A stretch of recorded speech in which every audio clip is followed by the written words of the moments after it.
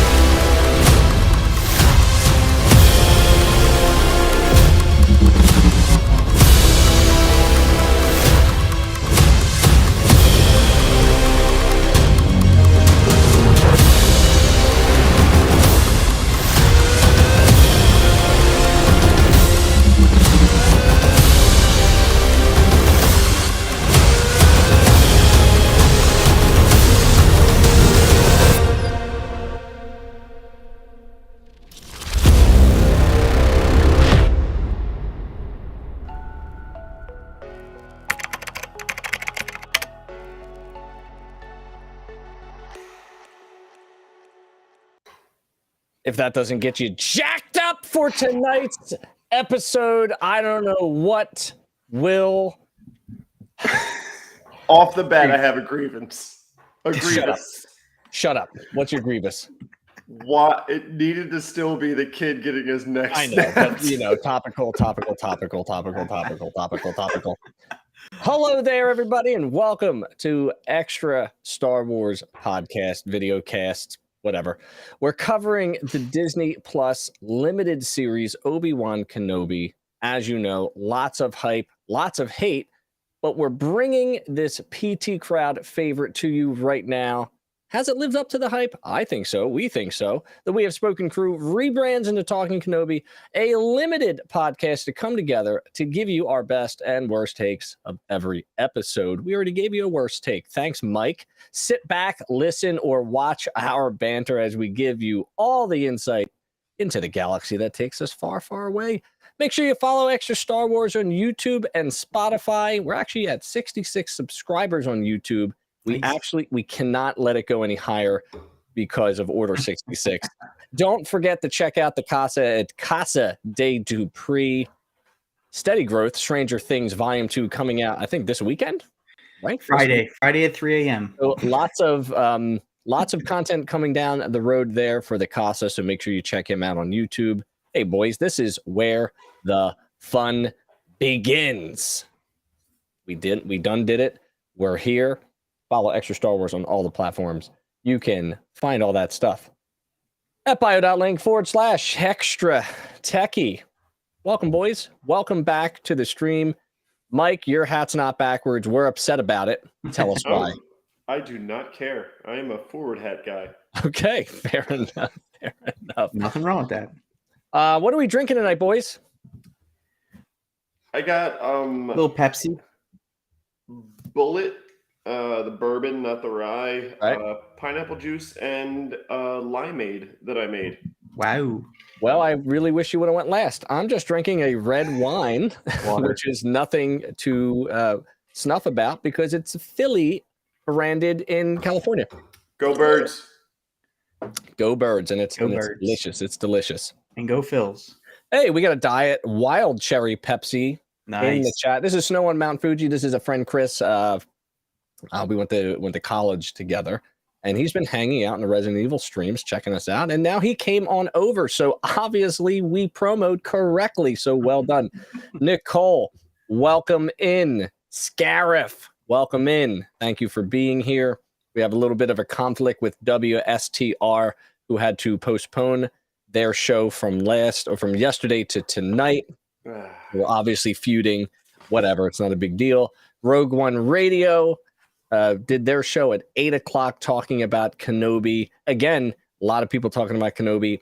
I try to distance myself before we go live, just so I don't get opinions in my brain. I like it to be raw and natural, just like college. Anyways, spring break. And what? Hold on. Where's the natural? Never mind. And we are here, and make sure you go and follow the Red 5 Network of all things. We actually have something new to announce. It came together rather quickly to the point where I had to tell my friends that I had to snooze the chat for 8 hours. I put them in timeout for 8 hours, the 42-person chat that I love so much. And more or less, Brad, who's co-host of Scarif, it was just put a little fishing rod out, and he's like, "Hey, would anybody like to join me on my D&D campaign?" And I've never played. I don't, I know of it only like from Stranger Things and just from lore and whatever. And then out of nowhere, bang, the Red 5 Tavern was created. And now we have a D&D very specific subset, part of the Red 5 Network Gaming, and we're hoping to put it together. I might not know how to play, but I'm going to definitely produce it. So we'll definitely get some streams going on. And apparently I have to make a character, and there's a whole thing to it, and I've got to figure it all out. All hail Lunesta. That's right. Wait, isn't that a drug? Like a sleeping drug, allergy medicine or something? From role models. Oh yes, that's right. Do the LARP. That's right. What do they call me? Star boy, star kid? I forget. Role Models is a great movie. Probably underappreciated. Probably something we should talk about. In that, yeah, Brad's been really great. He's super duper motivated to get it done. Bang, YouTube channel was created just like that. Nice. And just a lot of cool things happening. So I think they're trying to do something. They were trying to do something this Friday, but a lot of people had conflicts because, Brad, it's July 4th weekend and people go outside. You dungeon master. Because this is America. That's right. This is America, where we America, where we get to celebrate our independence, but also take independence from other people. Don't worry about it. Don't ask questions. It is what it is. But anyway, Red 5 Tavern is live, and it's awesome. Tomorrow evening, Red 5 Network Gaming, hosted by yours truly, starting around 10 p.m. going to about 12 in the morning. We'll be playing some marbles on Twitch. We'll be playing some Jackbox games. It's a raucous time, I'll tell you.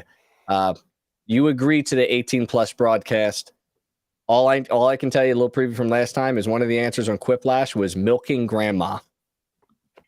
Yeah, that's it. I can't really tell you much else on that, but it definitely gets a little rowdy in there, so it's pretty awesome. So thanks for all the promos, and make sure you go check out all the Red 5 people.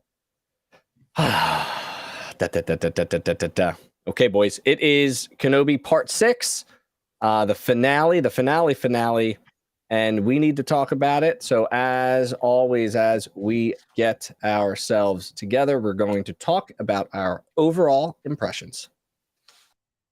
Overall impressions.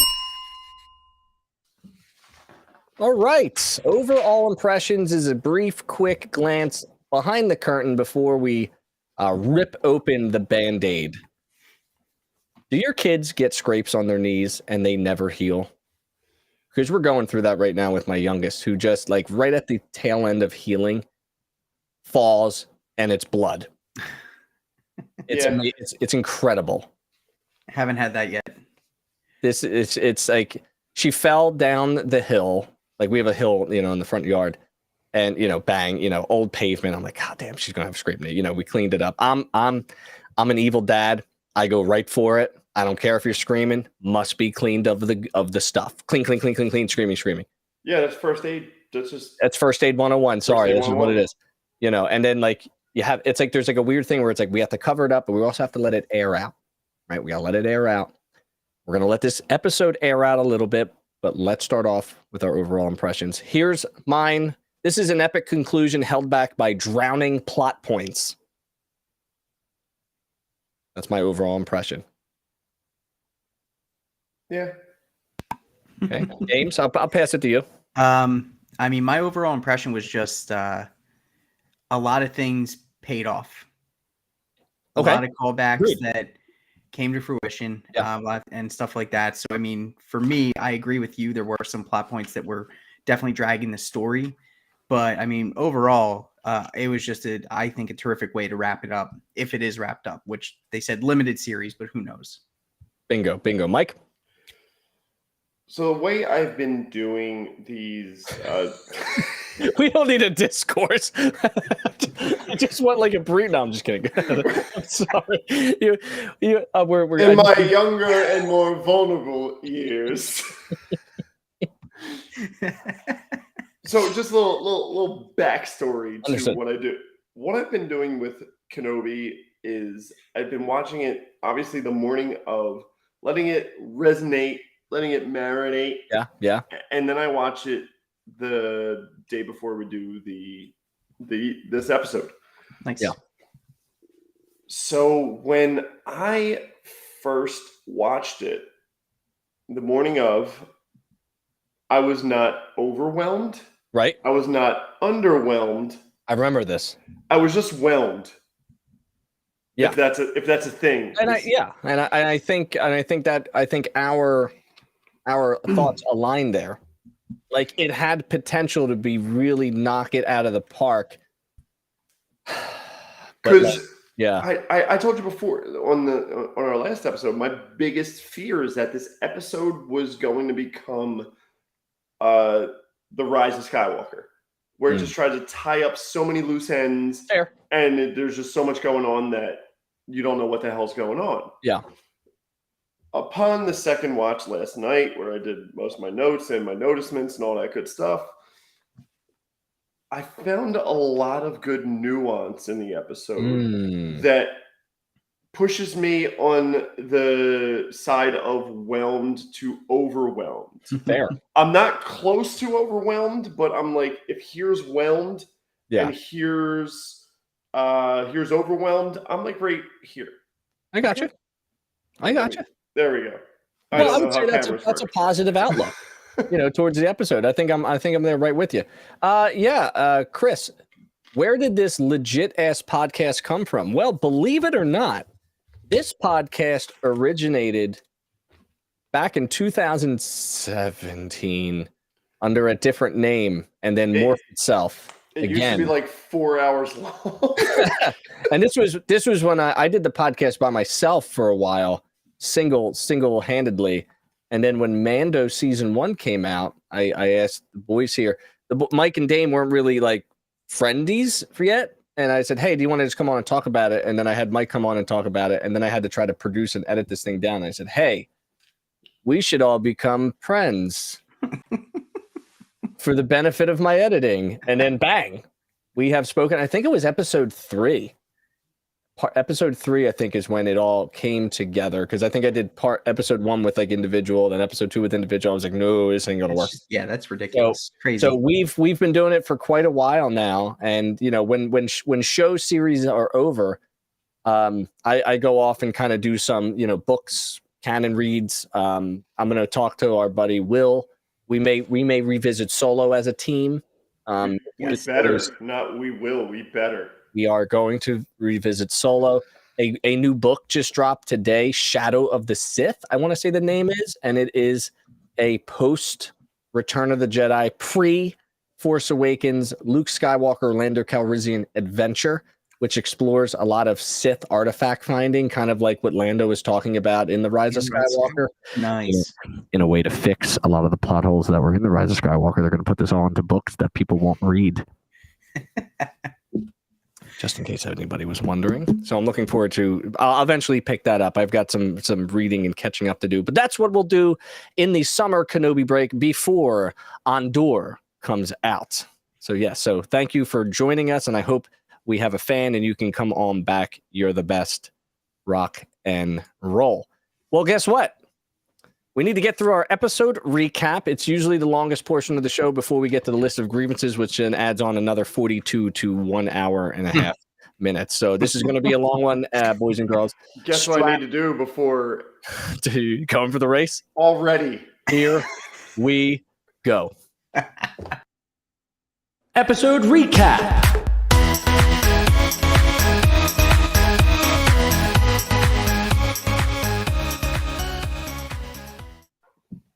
It's like he never left. Real Movie. talk. The only reason I haven't Oh no, he's got a This- Miller Lite. the only reason I have this is because it fell down. So we're going to do a live opening to see if it explodes No, in my face. Centripetal force. Swirl it. I'm not doing any of that Do shit. it. Swirl it.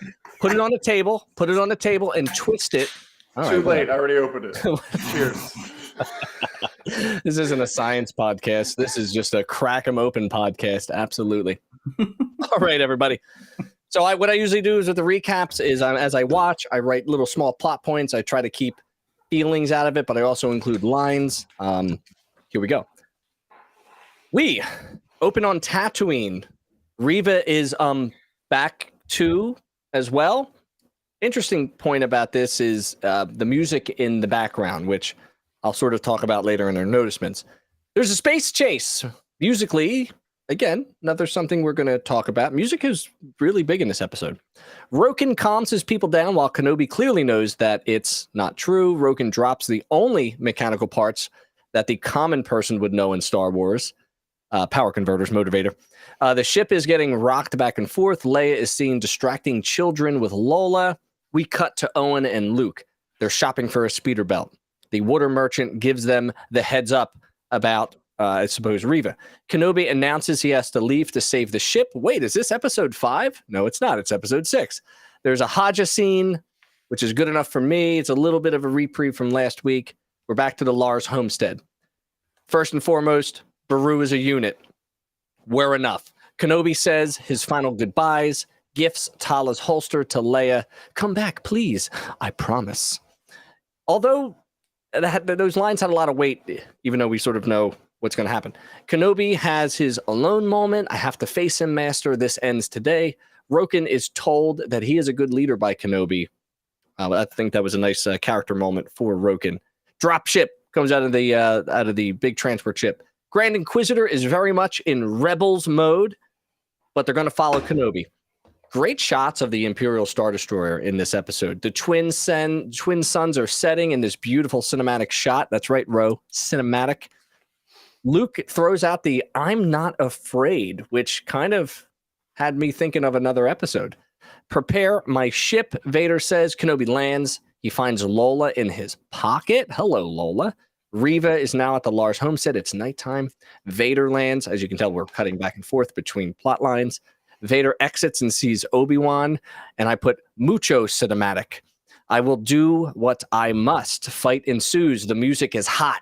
Vader, which I don't really remember Vader being a two-handed swordsman, but apparently he has enough flexibility in his shoulder pads to do that.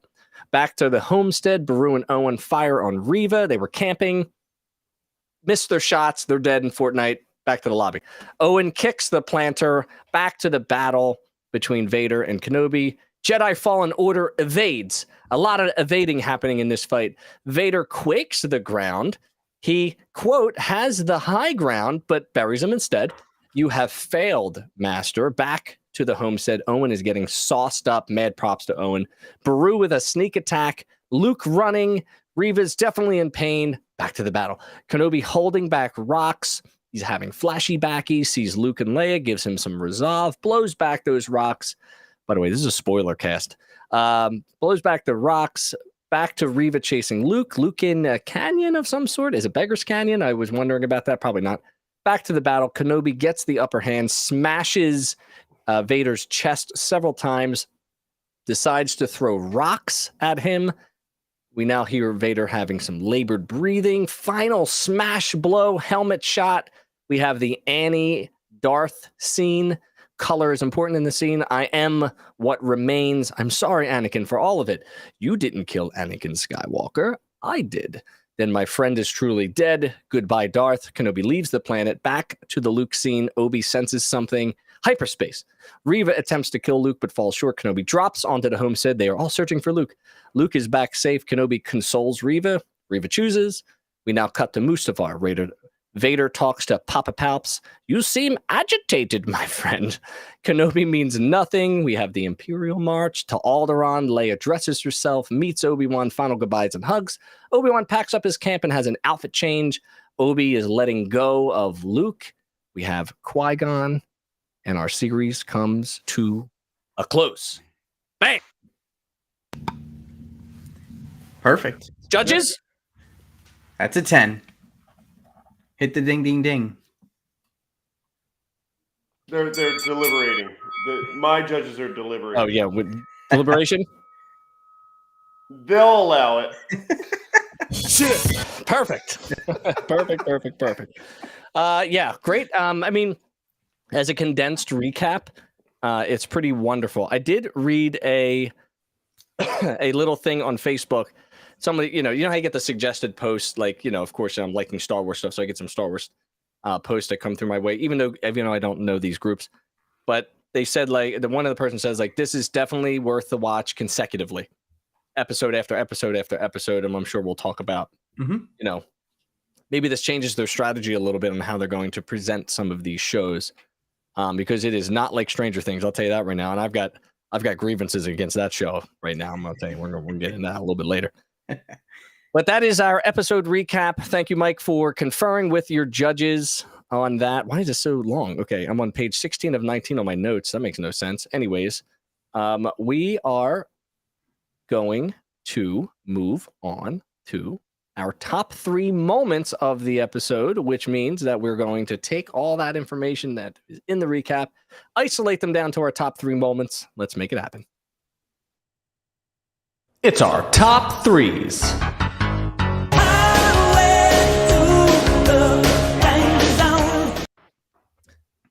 Luna Girl is here, but can't stay. Wanted to pop in. It's been a long day. We'll catch the replay. Luna Girl will catch the replay. She is not just blowing smoke up the old pipe there.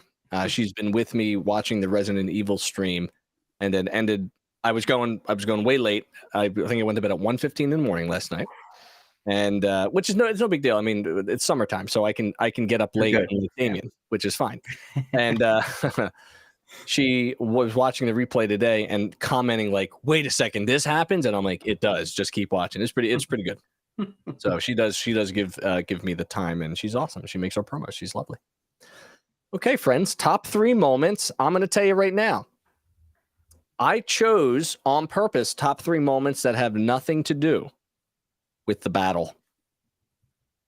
Okay. I choose to go against it because I know everybody's highlights, everybody in quotes, will probably focus in on that Vader Kenobi battle, in which it was very good. But I chose to kind of get away from it just for the sake of variety. Okay. James, you were in our restream first, so why don't you give us one of your top moments? So I'll give you my third, and it was Hayden's acting throughout the whole series, but especially in this episode, to have just like half of your face showing, to convey that emotion. He definitely hired an acting coach since the prequels.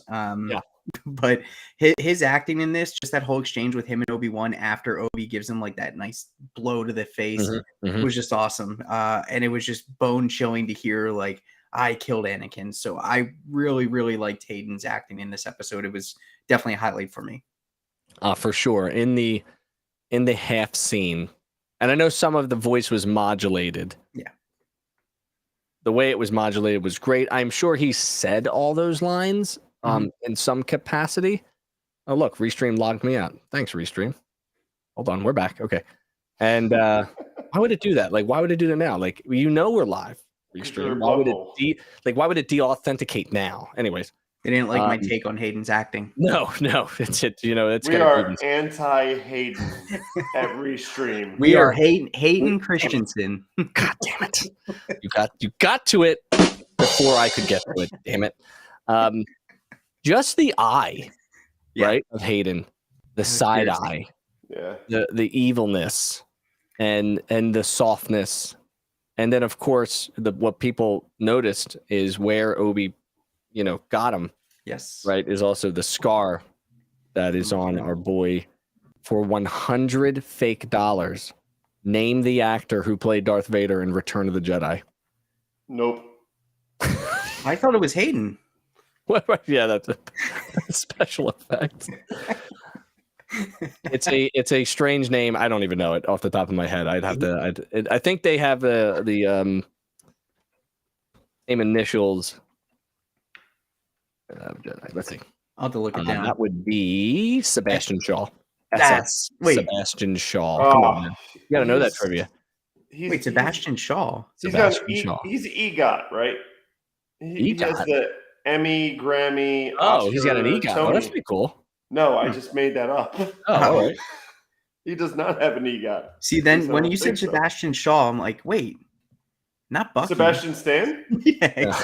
No, Which also looks like Luke Skywalker. So all of this is connected somehow. We figured it out. So but I'm looking up a picture right now of Sebastian Shaw, and he definitely, I hope, like you hope that they said, all right, how can we incorporate some of those injuries into this battle? It makes total sense to do that. So good on them for making that happen. Speaking of Hayden, can we just talk about how cool the synth and back and forth voice between James Earl Jones and Hayden Christensen was? I was like, that was like, I great didn't want to put that in my top, but I was like, this is just really cool. It is cool, and I would nominate it. I would nominate the sound engineer for an Emmy for this scene. 1,000%. And I think, according to my friend Will, who is into film and stuff and really analyzes it, he thinks the voice actor from the Clone Wars has whispers also in the voicing of the modulation. Matt Lanter, I think his name is. So there's something. I mean, that would be incredible. That would also be really cool. And we have to remember, our boy Hayden was also in Rise of Skywalker. Yes. Which is kind of cool.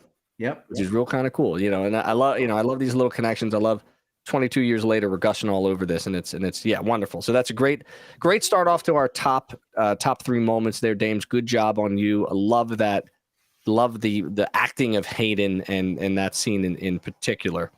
I have something along with that scene with the chopping of the face in the noticements. If we cover it now, that's fine. But I'll let someone bring it up. And if no one brings it up, I'll bring it up a little bit later. Mikey, what you got? Similar to last week, where I have an absolute top, I have an absolute top this week. Yeah. Which is also very similar to last week, where it's like the directing, editing.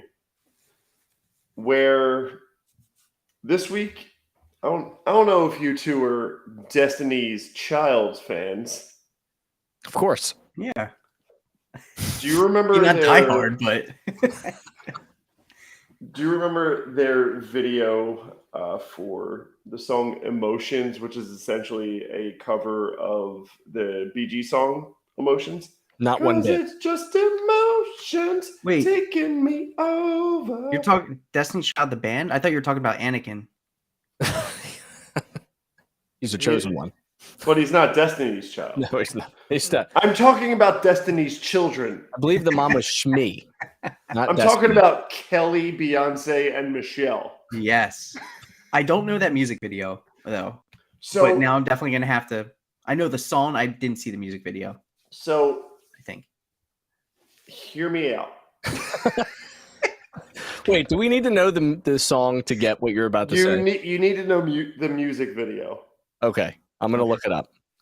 So, the directing, once again, in this episode, the editing in this episode was amazing, where it cut back and forth to that this episode really could have been a 25-minute episode and shot split screen.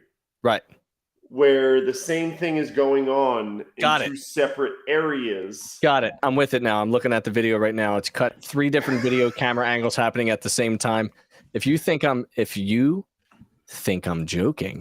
I'm not. Joking. Here it is. This is what he's talking about. Oh wow. We've got 3 things happening at one time, but one song happening at one time. Okay. Yeah. Now, it's like now we're with you. time. Go ahead. So we start off, Reva's looking for Luke. Right. Vader's chasing ObiWan. Reva arrives at the homestead. Vader arrives at the stalactite. I don't know. What one grows from the ground? Stalagmites? I think that's a volcano. No, it's not. Okay. Vader arrives at that planet. The Vader ObiWan fight starts, and then it cuts to the Reva, Owen, Beru, which Beru is a bad bitch. And I mean that with the most respect. Yes. Correct. Like, I am not calling Beru a bitch, but she's a bad bitch. Listen, I put down in my reaction video, which you can catch on YouTube at Extra Star Wars. It's 12 minutes long. It's my live reaction. I said out loud to nobody in my basement but myself, "Whoa, Beru is a unit." AKA bad bitch. Bad bitch, that's right. So the Vader Obi-Wan fight starts. The Reva.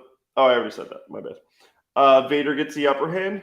Reva gets the upper hand. Yep. Okay. Oh, now the line of "Have I become him" makes so much more sense. Yeah.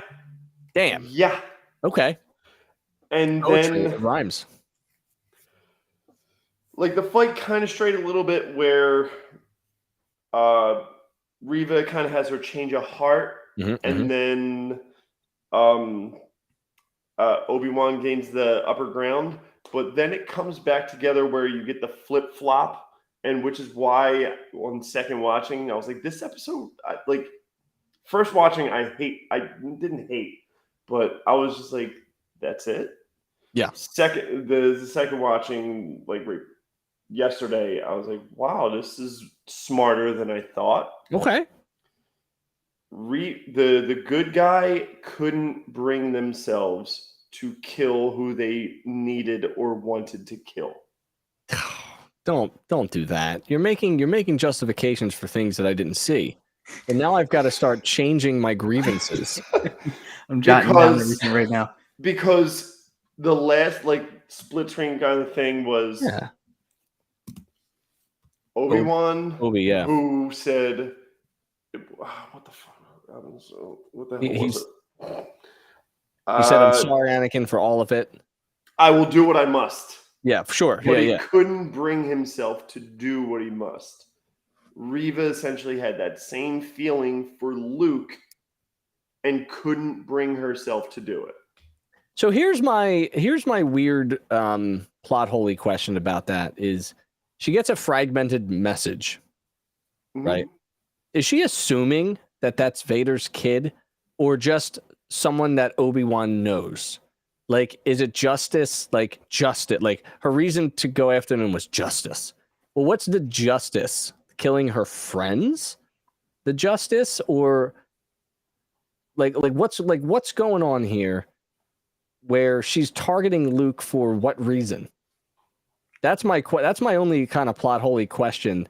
And then you could also say, well, how'd you get off the planet? I'm assuming she took her own ship. We actually never see her land on Tatooine, which makes no sense, but that's fine. And apparently Jabim and Tatooine are just like a hop, skip, and a jump away. It's new information for me, specifically looking at the galaxy map, that all of a sudden Jabim is there.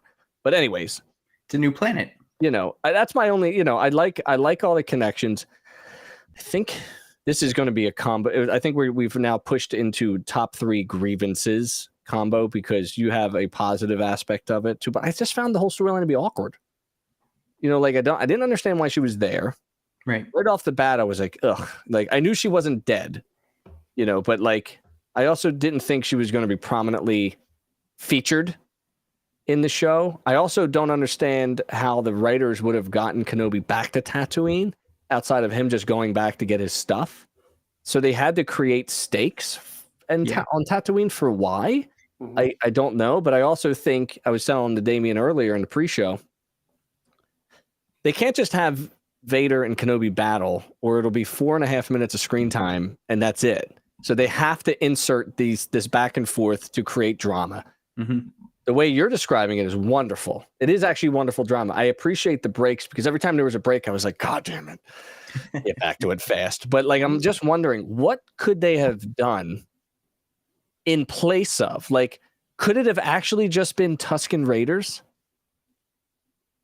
And this is why our theory of Reva's end of season was just rewrites. Yeah, it's very bizarre. It's very bizarre. But no, I appreciate your perspective in making the poetic connection for her storyline, because it does, there's definitely some, I mean, for her character arc to go from someone who hated to choosing, to do the right thing. Yeah. She went from very angry to just very like, all right, well, I'm going to go now. Where'd she go, man? Is it a preconceived foreshadowing, especially with Have I Become Him, with what Vader does at the end of Return of the Jedi? Like the redemption arc? Yes. It's deep. I sort of connected it. This goes into noticements. Now we're into the third level of the show. We just got really deep on this episode. I connected it to Kenobi and Maul's final encounter on Tatooine, where they sort of resolved their conflict, even though Maul dies. I think, Reva and Kenobi, with the help of Kenobi, Reva never had a master, right? Because, of circumstance. Yeah. She's basically been on COVID pandemic break for 19 years and now is back in school, and she's rebelling against the whole idea of it. And Kenobi sort of brings her back into the light. I put it more like she went to Catholic school for like 3 years and then went to public school, and then she went to Catholic high school. This is fair. That's a better analogy. And it's a stalagmite, by the way, as Google tells me that. And it's a Dig Dug, or it's a Diglet. It's a Doug trio. And yeah, so I saw, because it's Tatooine, it's nighttime, and there's a resolution of conflict. She throws down the saber like Kylo throws his saber 150 yards like a unit off of the Death Star 2 into the Andorian waves of the moon. Or I forget what it's called. But anyways, we're still in top 3. Sure. Okay. We're going over 2 tonight. 100%. Yeah. One of my most favorite scenes in this, and it's only because I called it from last week, the Mustafar scene. So this is one of those scenes where it's a tidying up of some loose endsies. And me, anytime the Mustafar Castle is on screen, big time eggplants on this side of the microphone. And I love the Mustafar Castle. I love everything about it. And we got Vader in the throne, and boy, oh boy, Papa Palps has seen better days. Has definitely seen better days in the makeup department. But it was like almost like predicted we're going to get Palpatine in hologram form. And his lines were outstanding from start to finish. Vader's like, we're going to absolutely destroy their faces, and we're going to kill everybody, and we're also going to uproot trees, and I stepped on a bird. You seem agitated, my friend. Someone put it as a meme that, it's like a big paragraph from Vader, and Palpatine's like, good, bro? Are you good, bro? Yeah, that's got to be a new meme now. Like, just anything like Home Depot is out of mulch. You seem agitated. Agitated, my friend. But what I liked about, and not just Palpatine, but what I liked about it is the closing and character development of Vader. We talk about how powerful Vader is, right? We also talked about how really stupid Vader is in the original trilogy. He's 55 years old. He's trying to cash out his 401k. He's just trying to survive. He's doing his thing. Market's down. In only 9 years. Right, exactly. Right. In only 9 years. It's bad. It's bad. But Things take a turn. It really does. I mean, look at Sebastian Shaw. The back to tank not working as well. The technology is outdated. It was really cool to see Vader, who was so blinded by Kenobi, to finally let him go. And there was a duality of that, right? Vader had to let him go. Yep. Which is what Kenobi always taught him. Like, let things go, brother. Like, you don't have to win everything. Let him go. Kenobi, on the duality of it, has to let Luke go because he's been holding on to the protection of him when clearly Beru is a unit. The boy doesn't need protecting. And that's sort of how the episode ends. So I saw the duality there, similar to the Reva Vader scenes. You know what I mean? Like that's all, for me, that hit well. We get what we think. I think we get the Vader that was Rogue One Vader and OT Vader from this moment forward. For sure. And the Vader that we get in Rebels, who gives no shits, for sure. So, for me, the Mustafar scene was outstanding. I throw it back to you, Dames. Yeah. So obviously, like you said, the duel, that is in my top. That's my second. It was just the dialogue that just either references things said in the original trilogy, moments from the prequel trilogy, just the whole and the choreography of it was just great too. And the visuals were just amazing. Like ObiWan just lifting up all those rocks. It was like he kind of lost his mojo for all this time, and then he gets it back in this moment. He's fighting against his former Padawan, and he's trying to save him, realizes he can't be saved. And it's, it was exciting, but also equally heartbreaking.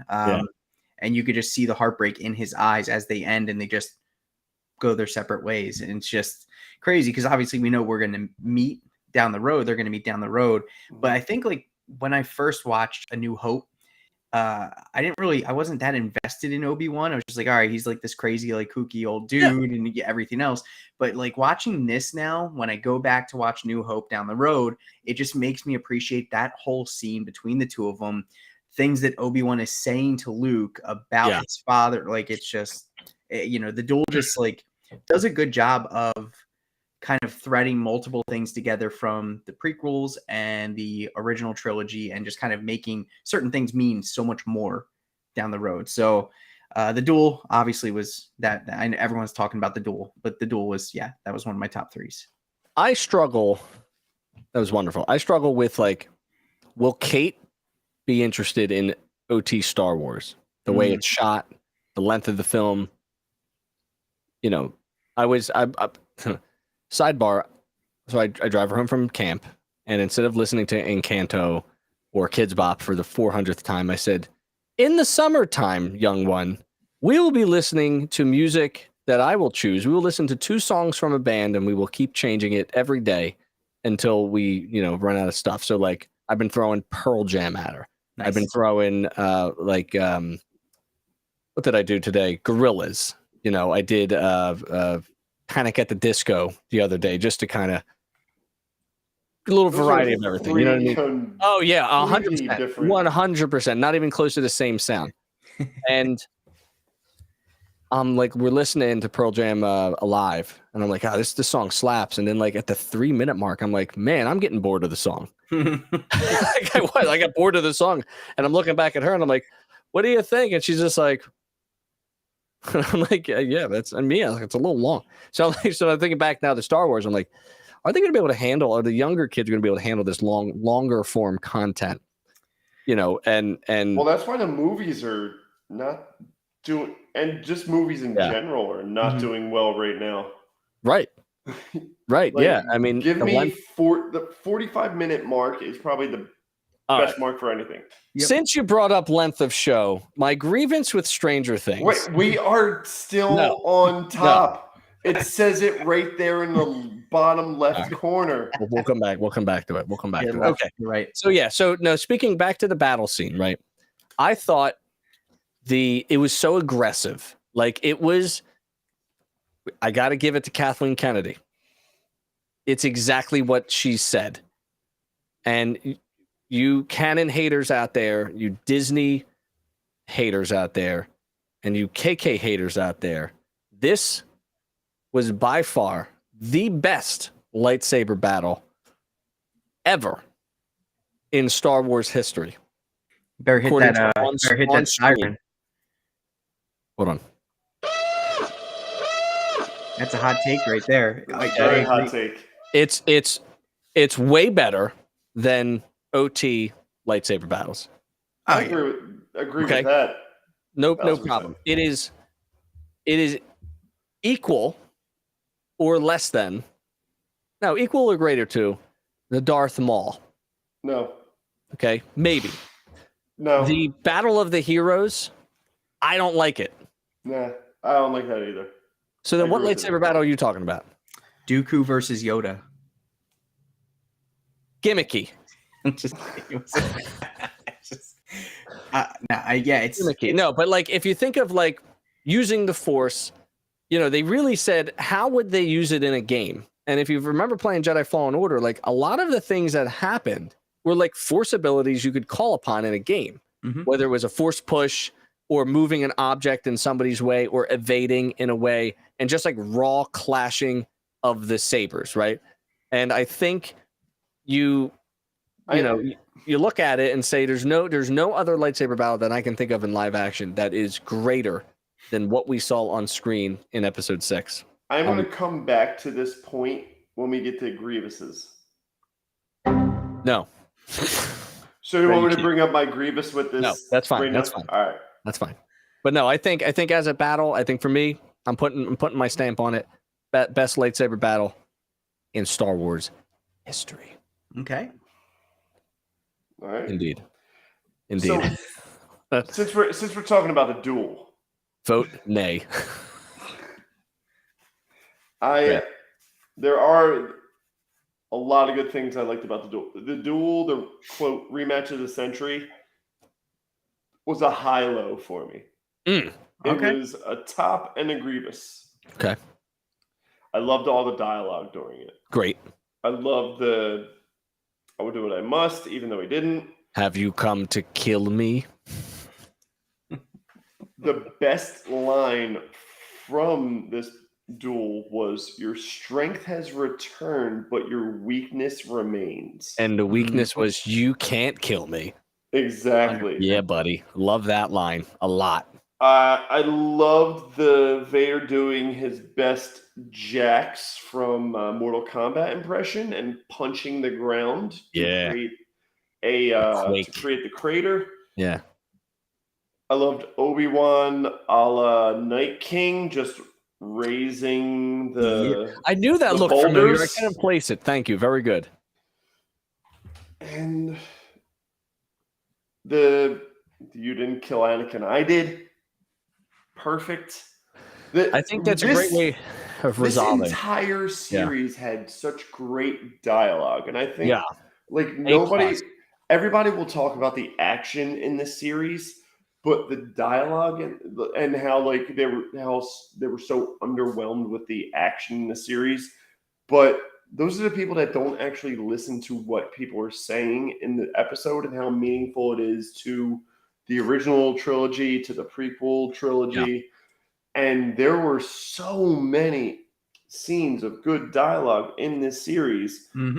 And also how they connected it with Obi-Wan and Luke. My friend is truly dead. Yeah. My father is truly dead. Yeah. Like it was just the cherry on the top of just great dialogue throughout everything.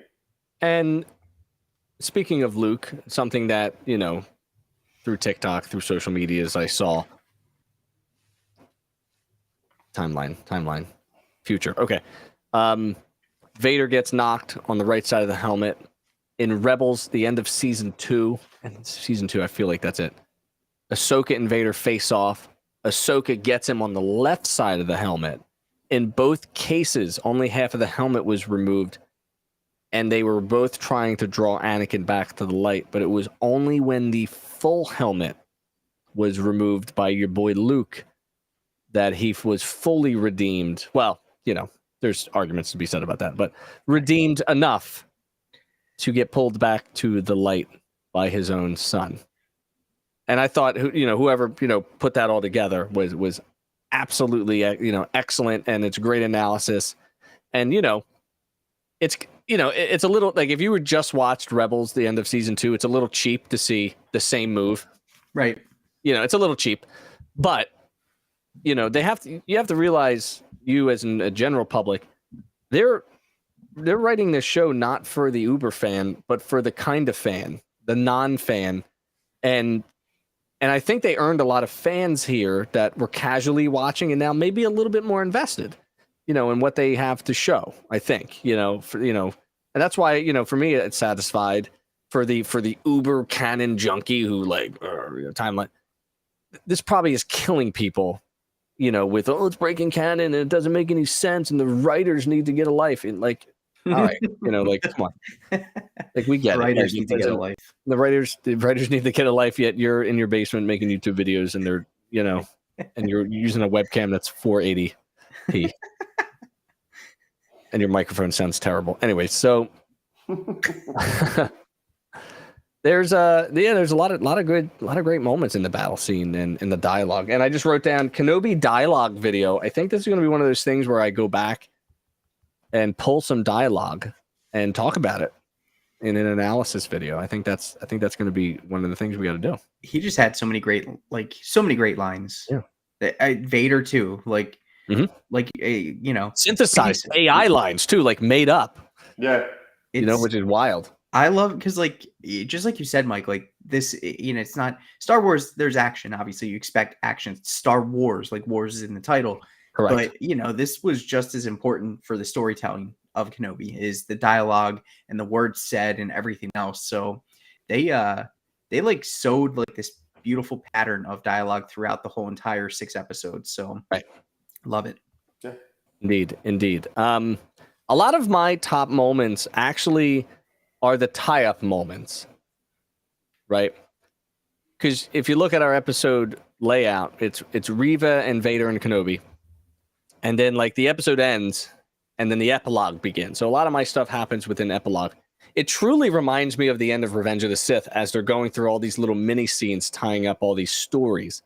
And I'm curious now that I'm thinking of it, did they go in the same order of Revenge of the Sith? Because wasn't it Alderaan, then Tatooine, and ended on Tatooine? Similar to kind of what happened here. You're welcome. Just notice that now.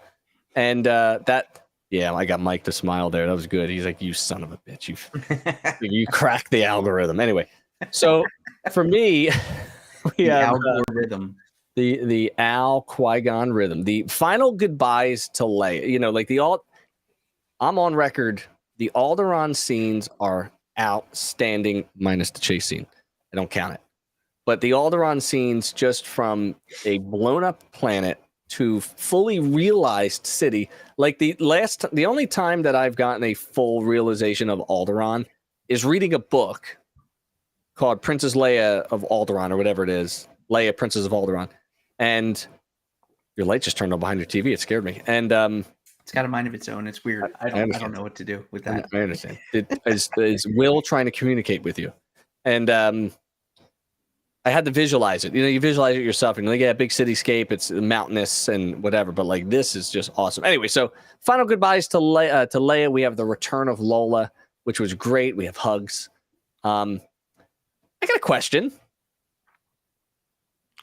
Does Lola record video? I feel like it got to record dialogue or maybe. So what are you trying to get into? What I'm trying to get into is there a chance that Leia caught the Sports Center top 10 through Lola hologram of Vader and Kenobi fighting? And has this 30-second clipper of that happening? It was just something that came to mind because droids can record. Mm-hmm. And I would think that that's plausible to think that. And it was one of the things that I said, all right, so he has Lola, which really Lola's doing nothing, but he put Lola on the dash, and now Lola's a dash cam. Right. Depending on where they fought, it all depends, But for me, I'm like, I wonder if Lola recorded some of the fight. Very curious about it. But anyways, I loved the. You just gave me a noticement. Okay, and good. I will talk about that. Write it down. I will write that down. This is why we do this. This is why we do this. I loved that Kenobi addressed her parents in a way that was appropriately satisfying without revealing too much about the history of it all. And I think it's a good tidying up of the Leia story, which will eventually connect with Rogue One, with the, the hug between Bail and Kenobi. And we hope to not have to call upon you again, winky, winky, roguey, oney.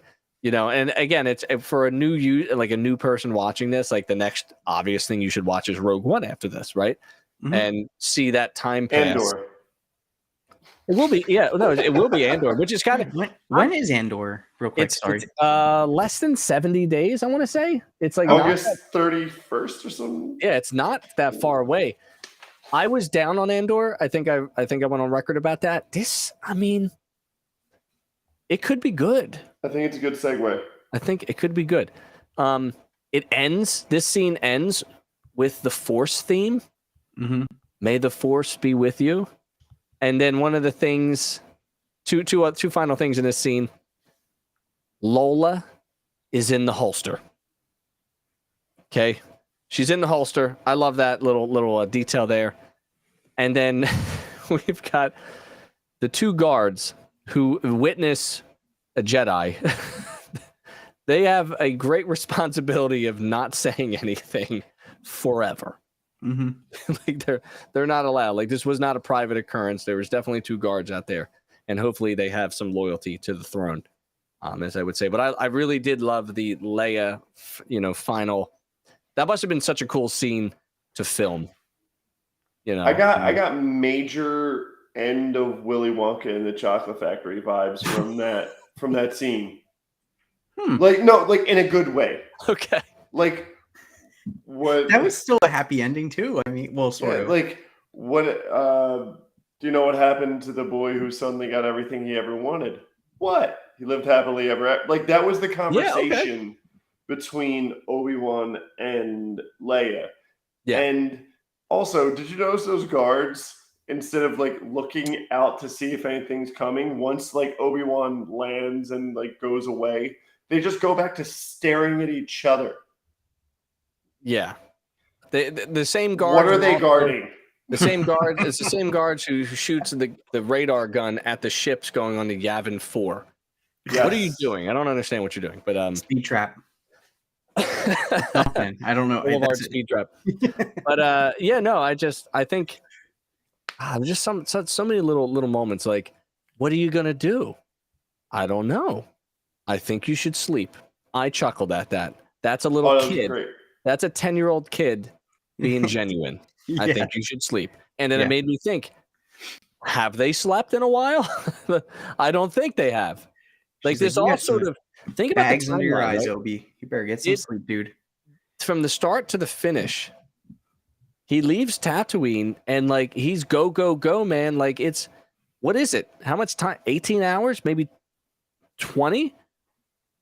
You know what I mean? Like, what's that? Like, there's no time to sleep. Vader's coming after us, friends. Yep. They're straight up on adrenaline at this point. So that's wild. He did get a little cat nap in the back to tank, though. That is true. He had a 7-minute bath, and he was. He had a full. Soon his robe will fall. I got a full 45 minutes. He went. He went to the Poke Center and was full healed. I got a full 40. Which is great. I've talked about 2 of my tops. Dame, I think you've talked about 2, which means I think are we starting round 3? Or did we do Mike? You added on to Damien's, which means we need to get your second one. So the rematch of the century was my second. I'll give you my third. All right, you start us off with the third. That's fine. No particular order. The ultimate troll. You know what I'm going to say about the ultimate troll? Dengar did not show up. No, he did not. The Qui-Gon sighting. Oh yeah. Which was essentially a high-low for me. Okay. But upon first watching, thought Qui-Gon was such a wasted part at the end of the episode. Hold on. Yep. Said I was thinking like he leaves Luke and I'm going, they're running out of real estate to do anything with Qui-Gon, and I gave up on it. Mm-hmm. I said it's not happening because I thought, and you'll probably mention it, so I won't say it. I'll harp on it. But I thought it was a lost cause. Back to you, Mike. So I thought there were very many two missed opportunities of when Data suggests that that's many. Judges, Many. it's not many. Okay, not many. Got it.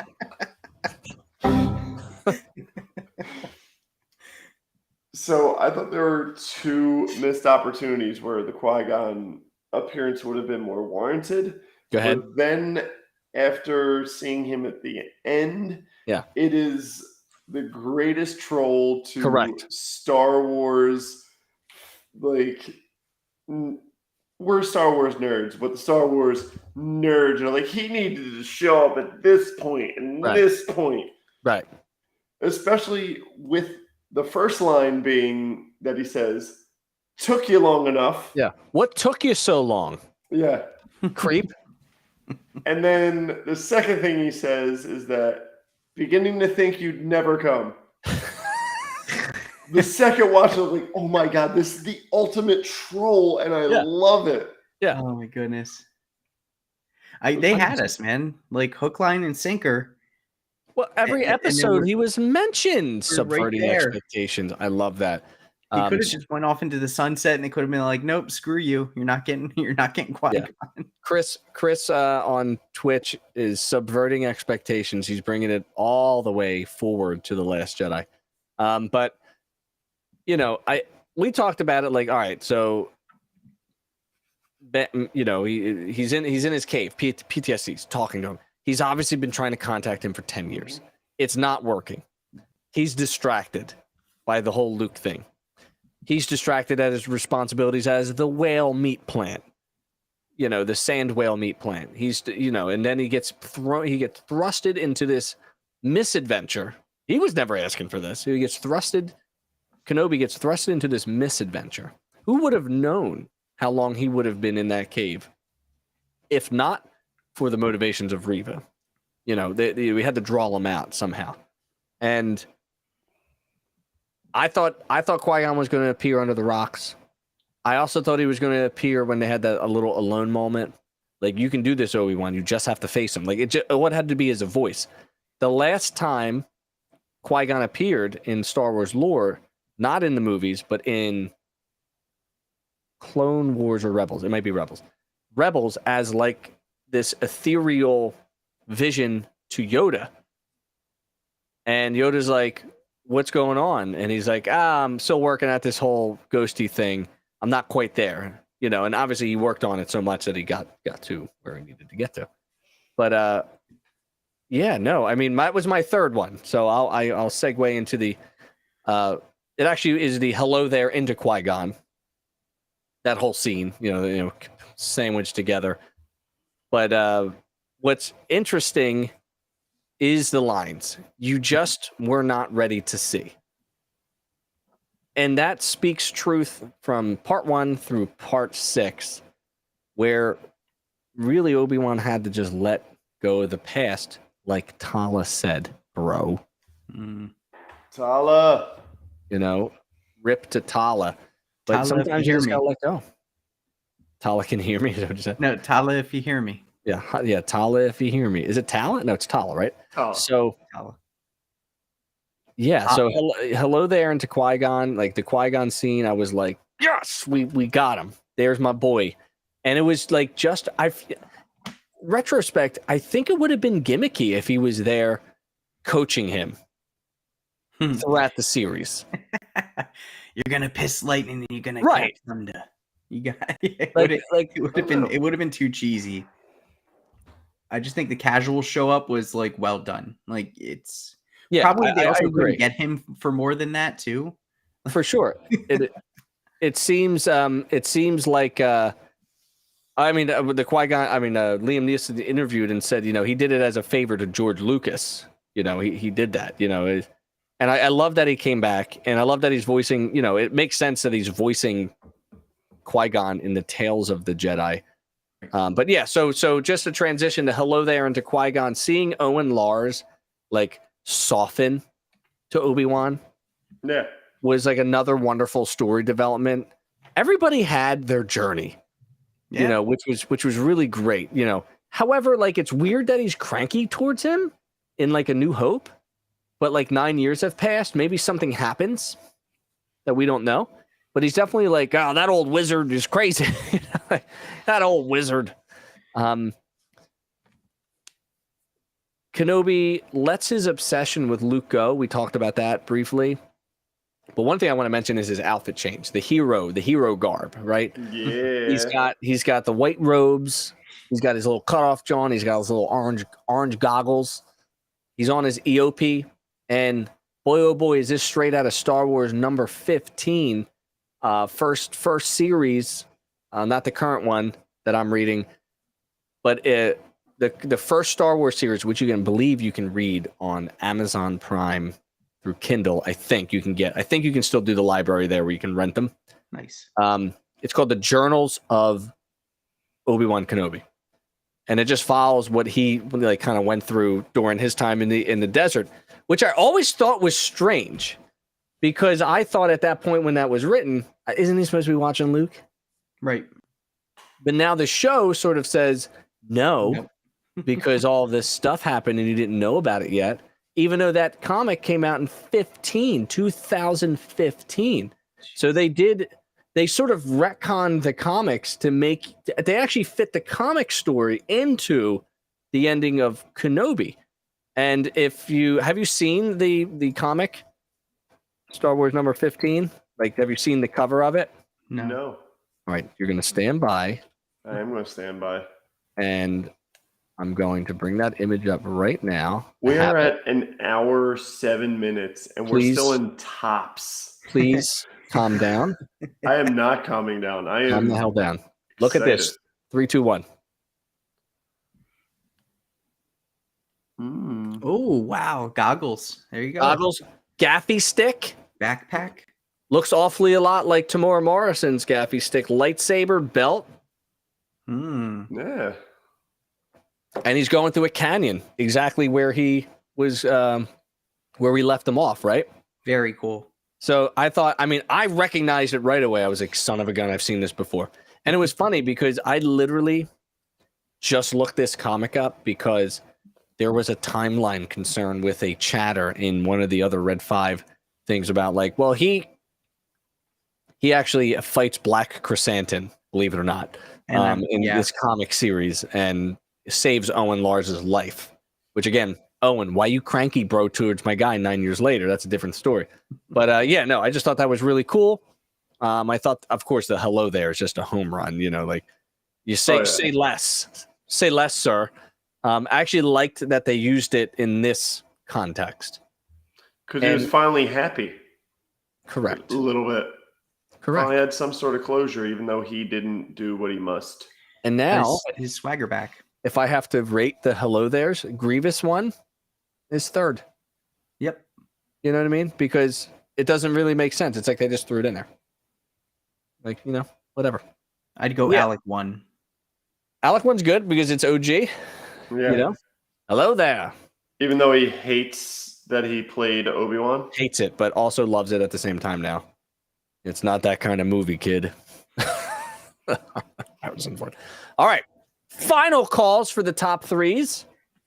Hello there. That was hello there. Yeah. Just did you know it was happening? It still caught me by surprise. We knew because it was like hello.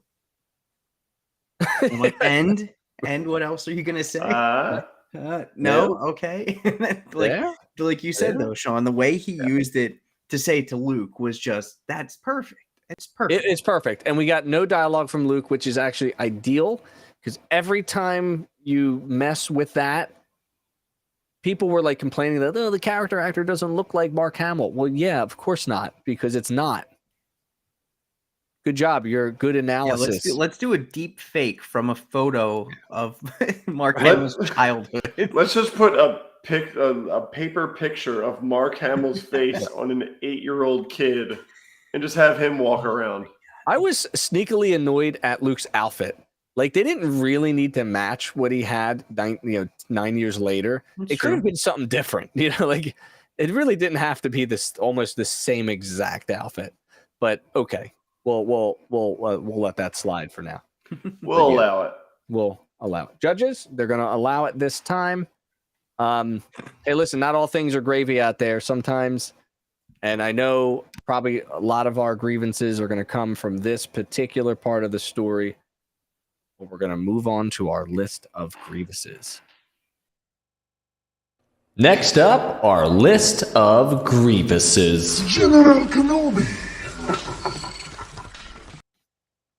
So we popped Mike out. He'll be right back. He's got to handle some business. And that's my grievous for this section right now. Listen, you got to commit yourself to the show or don't. No, I'm just kidding. No, he's got to. He sent me a private chat and said he's got to run upstairs real quick. So that's no problem. We'll bring him back in when he comes on back. So I know we're all going to talk about the Reva storyline. So I'll save that one. Yep. Right. I have two small nitpicks. One is a continuity error.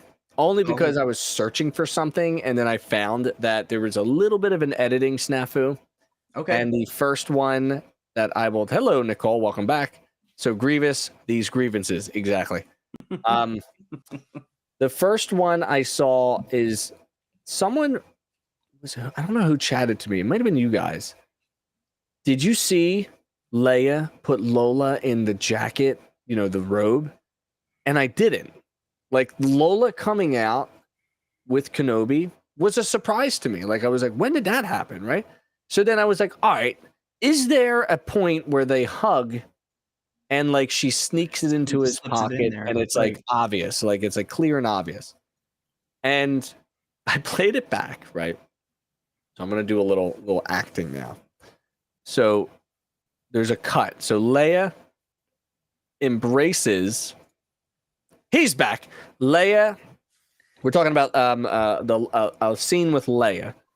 Leia goes to embrace Kenobi, and her hand is on his left shoulder. Okay, her right hand is on the left shoulder. And in the next scene, it's not there. But if you kind of play it back, like replay it, there is definitely a bad cut in the editing room of the hand being there and it not being there. And the reason why I'm saying this is I was trying to figure out when Lola was put into the pocket.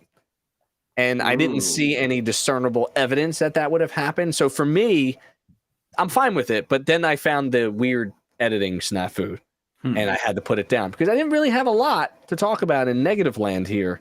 Lola could also move on her own. That's fair. That is fair. But it kind of Lola, plays... go hide in his knapsack. Hey, Lola, what's the weather today? Well, we did have a scene where she snuck Lola away from Mom. So it would have been cool to see her, like, sneak Lola into the robe. Like, if it was, like, just clear and obvious, like, I'm putting Lola into your robe pocket. And is this your card? Like, that would have been cool. But anyway, that's just a small one. Anybody, before we get to the whole, I know we're talking Reva. Anybody have any other things outside of the Reva storyline? Yes. Go ahead, Dames. So it's related to the Reva storyline slightly. Dengar was nowhere to be found in Kenobi. That will forever be a bottom until Dengar's on top. Correct. I just don't understand what they're waiting for. Why are you dragging your feet? What was that? I don't even know what that is. What the hell was that? It just says what? I think Qui-Gon... Wait. What? Play it again. Hold on. I mean, it's something from a show. What? I don't know. Anyway. That's not a thing. That's like a quack. That's a thing. Oh, boy. Okay. I don't know what you were saying. No, I said no Dengar. No Dengar. Which is a bottom. That's a personal bottom that I take to heart. I understand. All the time. I hope he does come back. Is Dave Chappelle actually? Is it Dave Chappelle? It did sound like... It might be. Yes. Yeah. I could not put my finger on it. That is amazing. Teo. What the hell? That is amazing hearing. Holy crap. Yeah, Dengar is always going to be a bottom until he's in a show. So I guess we might be able to get into the big one unless Mike has some grievances. Yeah. I have a couple of grievances, and To be honest, I mentioned my Revis before with Grievous's. her. Just story was just rewritten, and it just annoys me. But I have 3 Grievuses that have nothing to do with Revis. All right. Well, let's Revis. finish our conversation with Rivas just to drive it that way. So do outside of Revis's regular Grievuses. This entire episode was so dark.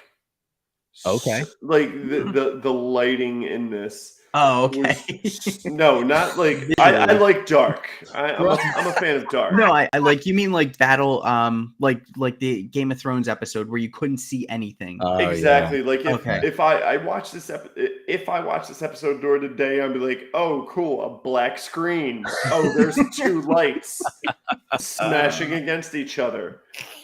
And there was one TikTok I actually saw that was like literally watching season finale of ObiWan during the day, and it's just a woman squinting like, what's happening? It's the opposite of battling with a fake lightsaber in the daytime. Yeah.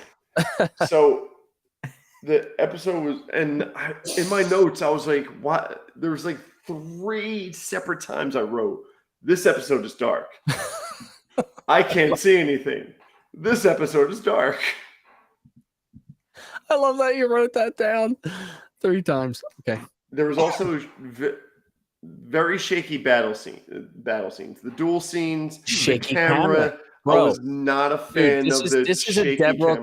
This is a Deborah Cho like staple. Is the action shaky cam to trick the eye into thinking that things are happening so fast that it's a shaky cam. Yeah, But not a fan of it. And the far away duel shots, I didn't need to see just 2 like toothpick lightsabers smashing each other. Yeah, didn't need to like see the that. top down shots. Is that what you're talking to? I wanted to see. We got nimble Vader. I wanted to see Nimble Vader. I like that. I wanted to see both of them face to face. I didn't want to see. I agree with that. The Lola dashboard cam shot of them fighting. I thought we got a nice equal amount of close combat. Like there's a lot of nuances to this fight that I would like to like explore. Like there's a point where Kenobi throws his saber behind his back to change hands. And I caught that on my like 4th watching, and I was like, was that a far away shot or a close up? No, it's right on him. Exactly. Give me more of that. What are you Sorry. talking about? Anyway, I love the shot of him pointing the saber, and the camera is like, it's shaky, but it's kind of cool because it's like you're them right now, and you're breathing, right? And think about that action. Like you're out of breath, and you're breathing, and you're shaking. Like I didn't mind the shaky cam during this battle. I hated it during the terrible aim of the stormtroopers on Jabim. I thought that was like just nuts that nobody was hitting anything. But See, no, I feel when you get those ultimate close-up shots, like the Kenobi pointing the saber at him, where it's like, oh, I'm the camera, but I'm also feeling the power from this lightsaber and this battle. That's cool. But when you're, Street Fighter length away from it, I got you don't need the shaky camera there. Oh, I see. Okay, so I gotcha. So you want more, the medium shot is preferred to have that stable camera. Agreed. But like up close, you're weaving in and out. I'm fine with the shaky camera up close. So what you want is a 9-minute hallway scene from Daredevil. Yes. Single shot. Or the one shot fight scene from Creed. Right. His first real fight. Or the 23-minute. Someone in this podcast was haven't seen it still. 0 times, 0 minutes of that show. Eventually, I'll get there. I actually just found my check for getting a COVID test to be in Hustle, but I couldn't make it to be in Hustle. But I got paid. Did you wait a second? Hold on. Wait. I got paid $41 to take a COVID test. Wait a goddamn minute. What are you talking about? So, the same way I got a extra spot on Creed, that Yeah. same website. I went on there for Hustle, and then it was around the same time that we got Darby. So like he was brand new puppy plus Kennedy, and I went and got my COVID test. I had Kennedy to is a drive puppy. Got it. to the Fillmore, and Got I it. went under Oh, the Fillmore. overpass of 95 to get a COVID test to be in the movie. I don't think you got a COVID test. I did. I did. Sure. And I mean, at least that's what they told me it wasn't. But yeah, so Can I then tell go you- randomly Through the check in butt, mail. It was like, right? oh, here's $41 for the COVID test. I'm like, oh, but I couldn't make it to the shooting because it was like, oh, you got to be to Wells Fargo Center at 5 a.m. I'm like, oh, shit, like I can't. Sorry, I can't leave like a brand new puppy and a toddler. I mean, with Kim. Same. We're at 11:05. You could say shit. I think you can. Shit. So, fun story about Hustle. They were exploring my school for the gym.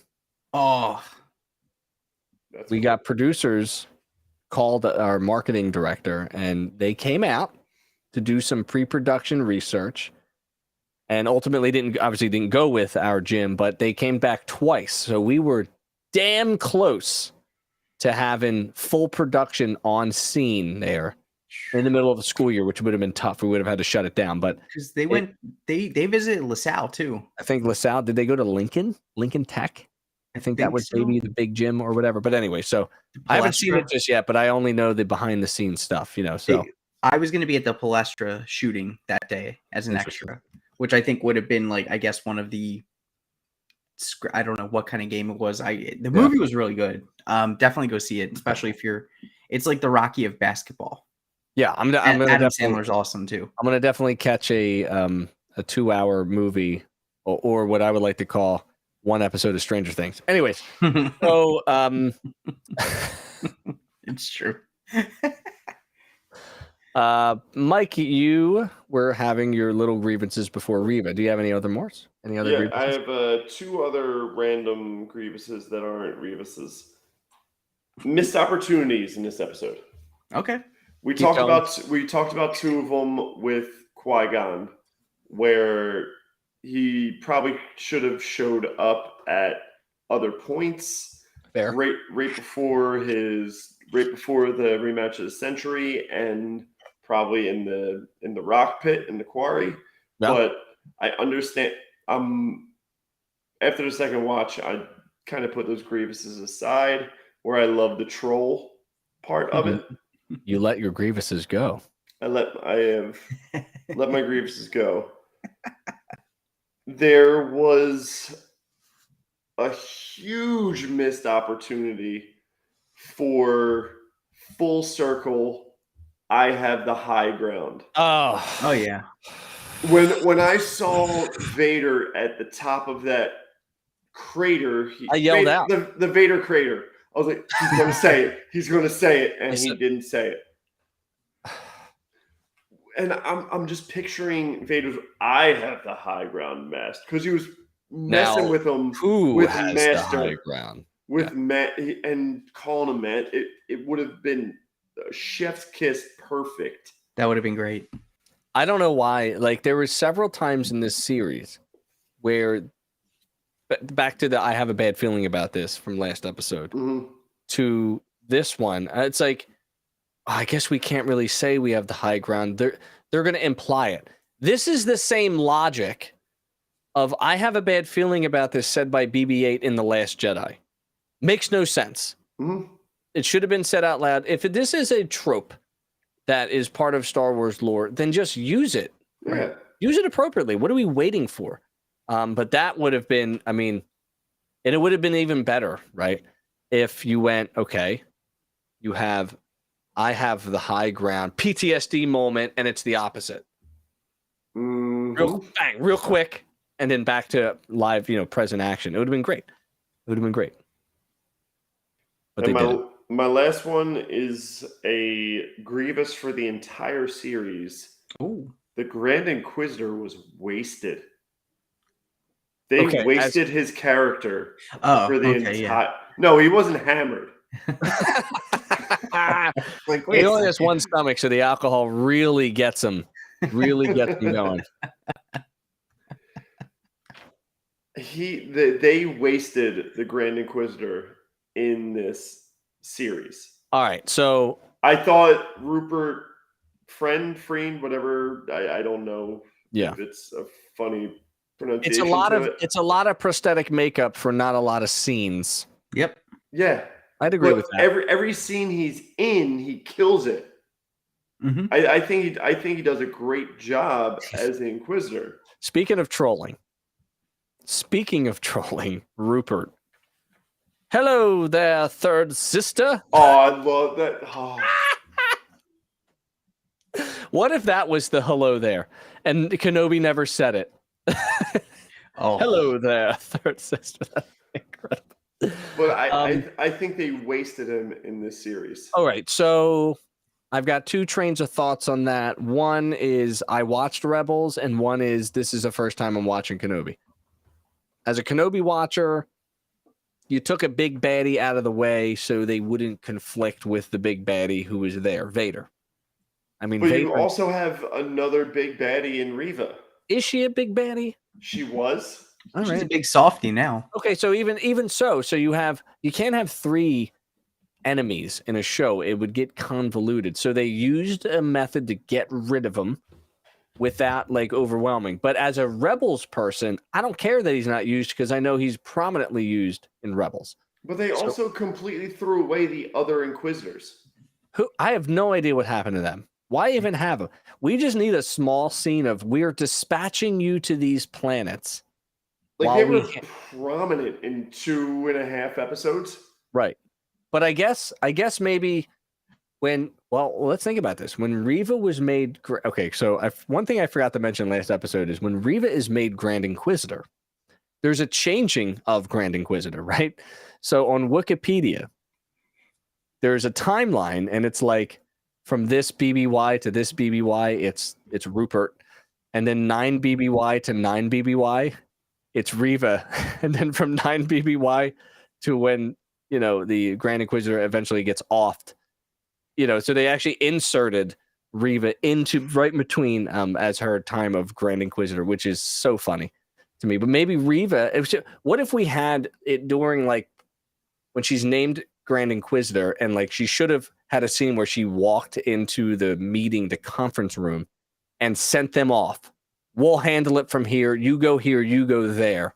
Maybe that was part of it and they cut it for time. Or there were more Inquisitor scenes, but they decided to rewrite Reva. Fair. Yeah. So regardless, and before we continue the Reva talk, my only other little mini grievous is Leia, her montage of getting ready, and her brushing her hair with the 4-toothed comb that did nothing. It didn't do her hair is tight in that bun. Already, what is it going to do? It's already. Listen, as a girl dad, I struggle with doing hair. I don't know how to braid. I know, Mike, you know how to braid. I don't know how to. I can get you up into a pony, maybe a rough bun, like a rough one, like the final cinnamon bun that you get in the tray. That's what the bun looks like. It's squished. It's not great. You get the airport Cinnabon. Yeah. Yeah, it's undercooked, but functional. and like her hair's ready. But I did love that she got ready by herself. Very independent. She sent those people away. But the little Comey, like it didn't make any sense. And I mean I loved it because she's just a little kid. It doesn't make any sense. But I do have one more grievous that hold on one second. I'm sorry. Wait a second. We have a breaking news from Nicole.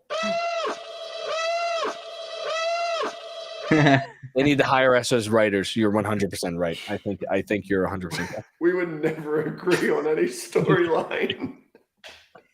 Just let me write the humor. I'll just handle the humor. Just give me the pun. I'll do punny Star Wars jokes. Hey, Kenobi, it's 420. I have the high ground.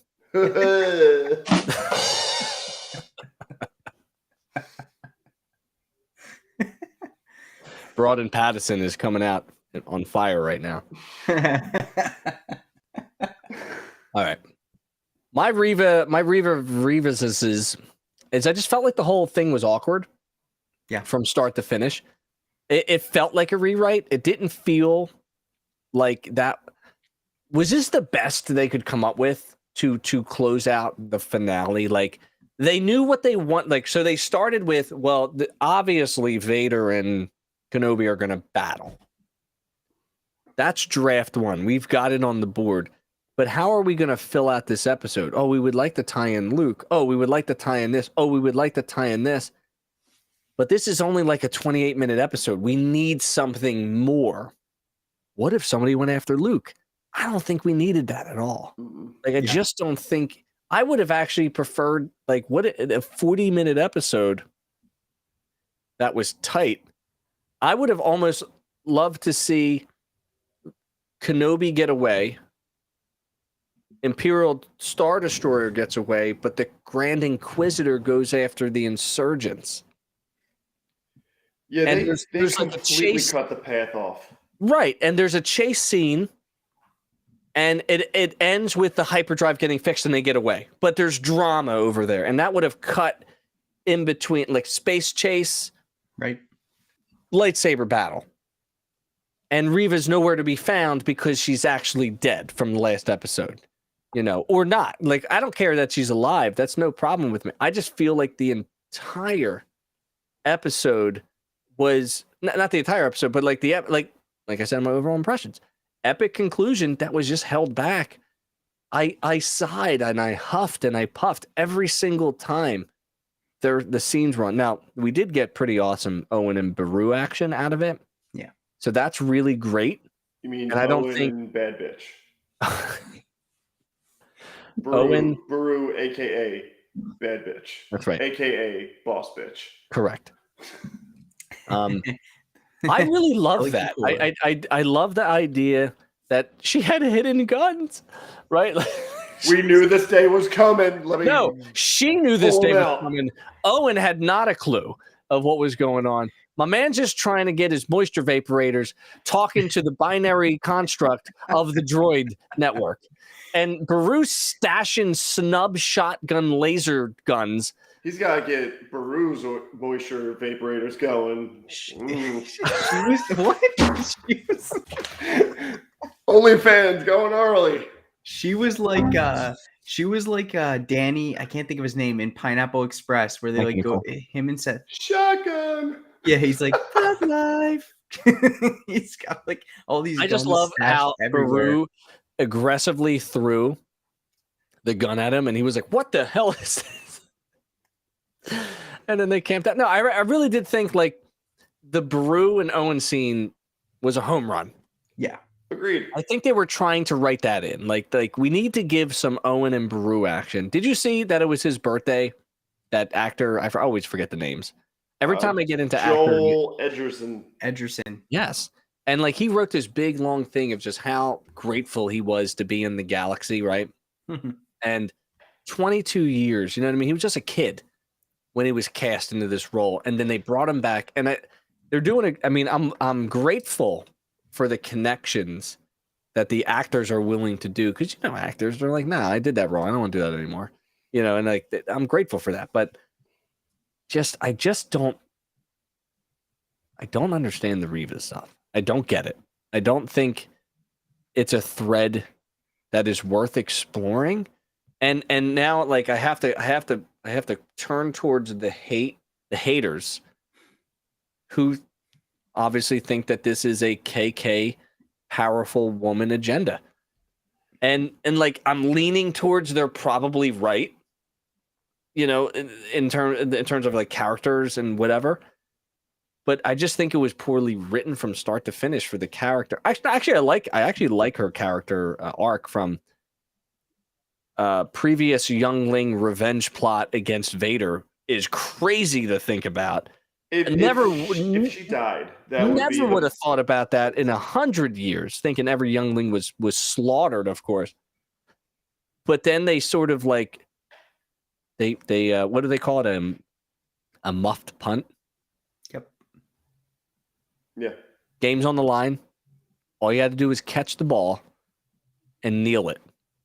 And they muffed the punt. for our sports ball people out there. That's all I'm going to say on the Reva. I don't think I have to say anything else. Yeah, if they ended it with her dying at the hands of Vader, I think that her story would have been a lot better. Even a sacrifice, like something to make it full circle. I don't know. It's like, or like her dying, seeing that message from Bail, and then you understand that circuit closes right there. yeah, Where now that information she had that information, but now you know that's never going to get out. yeah. Or her battling. This is a good one, Nicole. Her battling the Inquisitors. Yeah. I'd have been down for that. Like never really even getting to Vader, although I did really love the Vader Reva battle. I thought that was very good. But yeah, or like even if she's alive, but she's now in the torture chamber of Fortress Inquisitorius. And it ends there. I'm down for that. Mm-hmm. I guess I don't understand the whole Luke angle. Like right back, sending it right back to your little analysis of the duality of the poetry of the episode. Why does she care about this kid? And did she get enough information from that message to figure out that that's Vader's kid? Like, Does she even know that Leia is Vader's I don't kid? know, man. Right. Like, she couldn't even detect that Leia was force sensitive, despite not being able to mind F her. All of it. All of it needs to go. It needs to be wiped. It needs to be wiped. There you go. There's our negative take. We're negative right now. I hate it. I don't know. I mean, and it feels like maybe they went into Kenobi thinking, okay, it's limited series, 6 episodes, that's it. And maybe somewhere halfway through, they're like, oh, we might be able to tell more stories. Like you said, Kenobi fights BK at some point. Like they could tell that story, and then the Book of Boba Fett people would be like, oh, that's Black Chrysanthemum. So maybe they were like, we need to stretch out Reva's character here. And it seems like they had an agenda, and then they kind of pivoted, and then they pivoted again. So it just seems a little disconnected and disjointed. But I mean, overall, like, Reva's my bottom. Just the handling of her story was my bottom. Nicole brings up a good point. She says, forgive me, but it's like they rewrote her ending because of those that said inappropriate racist remarks, while a good portion of us just said we didn't want Reva to live because of the writing. It's a good point. This could be a reactionary result. And, I don't know how fast you can rewrite stuff. See, the timing of that all is very curious, because when does filming start and when does post-production start, and how fast can they get an actor back in to redo these scenes? As my dog is scratching on the crate. That's the noises you're hearing. What are you doing over there? I never know what she's doing. When they film, though, they have usually like 2 to 3 different things laid out, and they say, okay, we're going to shoot 1, 2, and 3. And then they kind of like just puzzle it together depending on where the story's going and what they liked versus what they didn't like. Right. So they could have filmed all of this stuff theoretically, and then just like decide to go down this route. Because I mean, to get some of these actors back for some of these scenes, like Reva would probably be easy to get back, and the kid playing like, everyone on Tatooine would be pretty easy to get back. But yeah, it's definitely interesting. I'd love to hear more about the behind the reasoning for what they did with her character. So they just shoot a bunch of different scenarios and then choose your own adventure, the series? Yeah, they do. So, Marvel does this. They do that for leaks. Yep. To prevent people from leaking out post-credit ends, whatever it is. So they actually shoot multiple different endings. Like for Spider-Man No Way Home, which is completely unrelated to Star Wars, they actually filmed, I think they filmed an ending where Peter told MJ right before the whole thing happened, so that she still knew. But then they went with a different way because they thought for the story purposes and his character arc make more sense. And in Mando 2.5, Boba Fett. No, that's not true. Whenever they were bringing Luke back, they disguised it as Plo Koon. And in the renders, right, the volume renders, if you ever watch the gallery, they render out everything before the actors even get there, and they say, this is how the scene's going to be. and it's kind of like an N64 Sony PlayStation 1, PlayStation 2 sort of style render. And they used Plo Koon instead of Luke as taking Grogu. But then on set, with a limited amount of people, they filmed, Mark Hamill and whatever his actor friend was. So yeah, no, it's. I think. Okay, so it's hard to compare this giant. Star Wars is big in pop culture, but I think it's big in pop culture because it's very, very limited in its fandom. Right? So what I mean by that is like you're either in, right, or you're out. Like, oh, you're a Star Wars fan.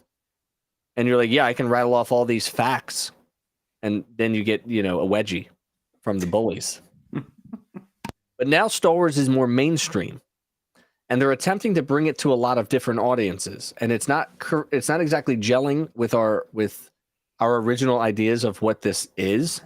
And I don't think anybody knows what Star Wars is anymore. I think the identity is very mixed right now.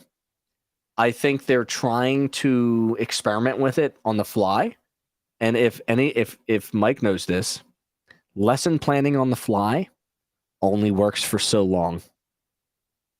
Eventually, That's been 13 years of my teaching career. Correct, but eventually you got to sit down and plan something, so you're like doing okay. So yeah, I agree with you to that point where like Marvel has their phases, and you may not know what they're doing with their phases at first, but then everything eventually comes together. Star Wars is right now, in my opinion, just kind of being like, let's try to connect dots and give you all these Easter eggs and random cameos. Yeah. That's exactly right. There's no story right now because there's one story. Mm-hmm. Marvel, on the other hand, how many movies did we have before we had a big meetup? Right? 12 or 13, easily. If A New Hope is the first Avengers, and we started with the Avengers, then Marvel has to fill in all the background gaps with separate stories. Kenobi, a Luke movie, whatever. The whole idea of the episodic saga worked for the long form content consumer when you could only go into the movie theater. Right. Marvel, when it started out in comics, it was weekly. It changed often. It was very fluid. The writers had to figure out how to do it. And then Feige was like, all right, we like a lot of what is out there, but we really have to doctor it back for our massive communication, our content, our small form, and do this. And obviously they hit home run after home run after home run and how they were doing it. The greatest movie era, I would argue, even though Martin Scorsese says superhero movies aren't good movies, the box office would say otherwise. No one cares about The Irishman. No one's talking about it. In fact, Netflix recently said we're never doing long-form movies like that again until Stranger Things Volume 4. Anyway, so speaking of Stranger Things, my grievance, I'm going to bring in a Stranger Things grievance just for the bonus audience out there. I don't like the new season. At all. I really love episode 1.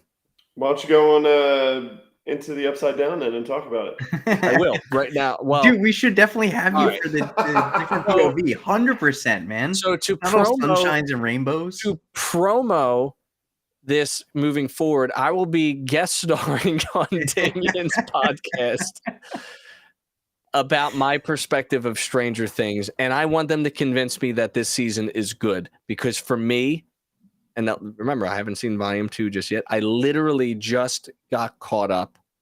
Okay, Nicole will not cancel me. Thank you, Nicole. But I am just like not impressed. Wow. And we'll leave it at that. I like that perspective, though, man. Like, we'll leave it at that. We I got to wanna talk be on about your it show. later. We have Let's to make talk it about happen. it later. Let's make it happen. All right. Welcome. List of grievances has come to a close. Oh, I got one more minor No! one. Don't do it. We don't need to Just go when into the door's full. closed, someone puts their foot there. We Son don't of a need to go bitch. into a huge discussion about it. My phone is but telling me it's time for bed. it's never time Dismiss. for bed. It's just one minor grievous that I thought about when we were talking about how like nothing connects and how MCU is doing so much better at connecting stories. There wasn't a post-credit scene, which was a grievous of mine. I didn't even get to the post credits. I closed out of that tab so fast. People were upset that there was no concept art. Oh yeah. How do you feel? How do you feel for that? Like, I have no issue with that. Okay. Because Kenobi was Boba was an already established character too, but It was just interesting. It was a departure. Yeah. I had no issue with it. Yeah, I didn't like notice it until someone mentioned it, but I was like, okay, yeah, no credit scene. That's interesting. That's no, and you know what? I think this. I'm stealing this from the internet. I believe the second season, Kenobi is going to come back and save the princess from a prison with the help of a few strangers. Mm. He will eventually sacrifice himself, meeting Vader for one last time. Sounds really good. I can't wait to see it. What do you think? What do you think? Bold move, Cotton. Let's see if it pays off for him.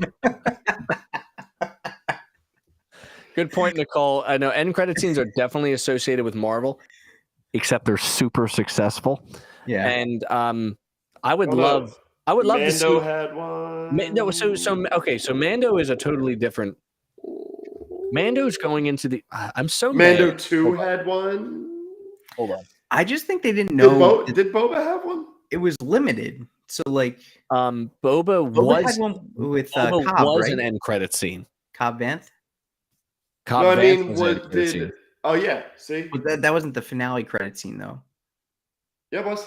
It was? Okay. Yeah, it was. I hate.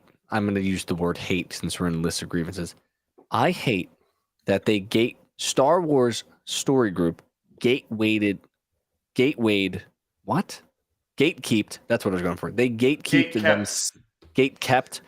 They gatekeepted themselves by writing a story that happens in 30 years.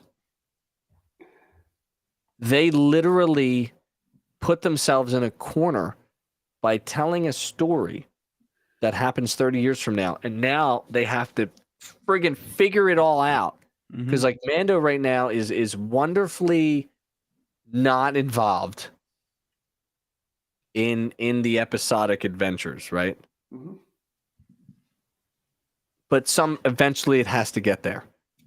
Yeah. Right? Doesn't it? And that's the problem. Does it have to connect to the Skywalker saga eventually? Or will it just parallel like Skywalker saga's up here and Mando's kind of just there? But Luke's in it. So that's the problem. Like they brought Luke into it, which now connects it ultimately to the Skywalker saga. It makes me so mad. Let's see what happens with Ahsoka. I'm sorry. I need to mention one more, and I feel like we all have the same grievous. Fire. Runtime. Oh, yeah. I was expecting more. I was expecting a longer finale for sure. Here's my thing, though. Would you want more of the Reva stuff? No, but I'd want more. Like what? So that's what else? What else is there? The only way. So what if there was again a Tusken Raider attack, like a bantha, a space chase scene could have padded this out, and then. Well, like I mentioned earlier, Destiny's Children. There were three Destiny's Children. Yeah. You have the 3 split screen. You have the Roken space chase. You have the Reva nonsense, and then you have the Duel. Would it have been cool to see Vader in his TIE Advanced shoot down Kenobi's ship as like a way to do like a 5-minuter. Yeah. Yes, Right? it would Like, have. you go after them, or like to the Grand Inquisitor, like, oh, you think they're so important? Just prepare my ship. I'll go after him myself. Mhm. And then do just, you know, like a little thing where, you know, Kenobi knows that he cannot outfly him. And then eventually makes his way to the planet because he knows that's the only place that he's going to be able to get there safely. And we have like Top Gun style going through this stalagmites, you know, whatever. And then eventually Kenobi gets shot down because of course he should. And then the battle begins. That would have been hot. I'm going to be honest with you. That would have been cool if they, to pad out the episode. Speaking of runtime. Yep. Hold on, Nicole. Breaking news. I'm telling you, we're in the wrong industry. They should have hired us. We could have done it better. Anyways. Okay. Good. Good. I'm good now. I'm sorry. Good. Okay. We are just at our closing in on notice 2 hours. 1 hour, 52 I mean, minutes. good thing my noticements have all pretty much been mentioned. So Okay, that's good. We've got some. Yeah, I agree.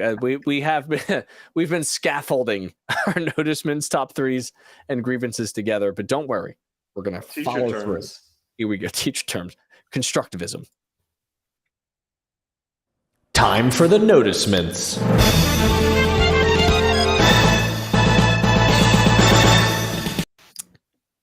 Yes. This wine's hitting. I just want to let everyone know that the words will be slurring. Is it bussin', as the kids say? busting. I'm gonna tell you, our conversation is pretty mid. It is very mid. Okay. I mentioned already the Reva Kenobi is like Maul Kenobi, resolve of conflict on Tatooine. A lot of parallelisms there. I thought that was cool. If I were to put any positive spin on the Reva stuff, her choosing to be not evil is very Star Wars. Mm-hmm. And that's fine, except I don't care. And that's fine too. One thing, she's go ahead. doomed. Sorry, she's doomed. No, you're right. I think in my brain, she's absolutely doomed. Can't do anything right as of right now. The only way I would care enough is if she does eventually show up in Jedi Survivor. That's it. That would be amazing. If she gets her own live action show, I call gimmick. Sorry, I do. I call gimmick. I don't think we need it, but if she shows up in live action Cal Kestis show, I'm down to clown, as they would say. I don't think she can star. I don't think she can carry the weight of stardom. But Cal Kestis, with no experience in live action, could totally do it. But also, like, in anything she shows up, what side is she on? Is Great she question. just her own side now at this point? What's the line? You'll find that the revenge is... What is the damn line? What is the line? Revenge. Revenge does wonders for the will to live. What if her ultimate goal is to get back at the Inquisitor? She just loves revenge. It doesn't make any sense. Okay. I am sure you noticed the light on Vader's face as personalities were changing from red to blue to red to purple and all that fun stuff, right? I'm sure you noticed it. I didn't, when you're watching it for the first time, I didn't really catch it, but after the insane amount of TikTok analysis I've seen and whatever, it's actually incredible writing and directing and all of it together to make that happen. Yep. I can't believe it's beautiful. You didn't kill Anakin Skywalker, and it's like purplish. I did. And it turned very Joker-like, right? Like, I did. And then bang to Vader. Just like how I'm going to destroy you. Like, complete bipolar personality change. Oh, yeah. Unhinged, for sure. Super, as my coffee cup says, super duper. It's not a joke. I have a coffee cup. This is super duper. I use it today. It's like the imagery of it all. It cannot be expressed. It's amazing. It really is amazing. I mean, there's that's it, man. There's Deborah. I mean, whoever is designing that did a wonderful job at making that happen. Like the crying of Kenobi with the faded blue, and then just the conflict just through images that our boy Darth is going through. Lovely. Dames, I'll pass it to you. Yes. So I mean, geez, everything we already talked about. Like, so John Williams, his song from the end of Empire, Love it. kind of like is edited a little bit, but plays at the beginning of this. The scar from Obi-Wan Kenobi, right here. We see it in Return of the Jedi. I will do what I must. That was another one. So Obi-Wan to Luke in A New Hope, Darth Vader destroyed or, killed your father. And, Darth in this saying, I killed Anakin. So that was really cool. That was just it's a nice way of tidying that lineup for sure. It also, the whole goodbye Darth thing, I was like, hot dog, goddammit. Because I think I mentioned it last episode that's an obvious loophole. Why would he call him Darth? It makes no sense. And I think I was like exclamation point stupid. And then the writers got me. I got backhanded slapped last in this episode with the goodbye Darth. I was like, oh. Yeah, you did. All right. They got me. My last one then is, then my friend is truly dead in Return of the Jedi. Then my father is truly dead. Just like right. The parallels with all of these lines were so freaking good. Yes. And just like Mike said, the dialogue was just on point, because if you're a fan of the prequels, the original, whatever, like all the lines just intertwined. And when you heard those lines, they're very specific. And they just really tied into specific memories that you have watching the original or the prequel. So those were some of the things I noticed just from dialogue, like incredible. And like I said, Hayden killed it. Don't be a player, Hayden. Don't try to do it. Don't try it. Mikey, don't do it. But yeah, to your point, like this series was so incredibly written at some points, and so poorly written at some points. Yeah, it is. Well, we'll get to that later. But things that I noticed Lola in the intro of all of the like the droid heads and helmets. I was like, I feel like they change it every episode now. There was one where there was the armorer in it, and I feel like they change up the helmets and droids in every single episode. There was a small TikTok theory going around that Jar Jar made an appearance within that realm, but I think it was Lola. I think they misinterpreted what that was because of the the wings coming out. I loved the slowed down, more suspenseful version of the Battle of Heroes during the duel. I thought the music was outstanding, and anybody 100%. Who thinks that you need to recycle old music is wrong. Yeah. And I was thinking about it. I went back and watched the Revenge of the Sith battle. Yeah, you did. I did. Because I wanted to kind of hear back to back the Obi-Wan version and the Revenge of the Sith version. Yeah. And this one, the Obi-Wan version makes Revenge of the Sith version sound like the friggin' Seinfeld song. Like it's like the Revenge of the Sith one makes it sound. It sounds way too like upbeat almost, where it needs to be dramatic. Did you notice that Haja really didn't say anything to Leia, and he just says, "I talked to her"?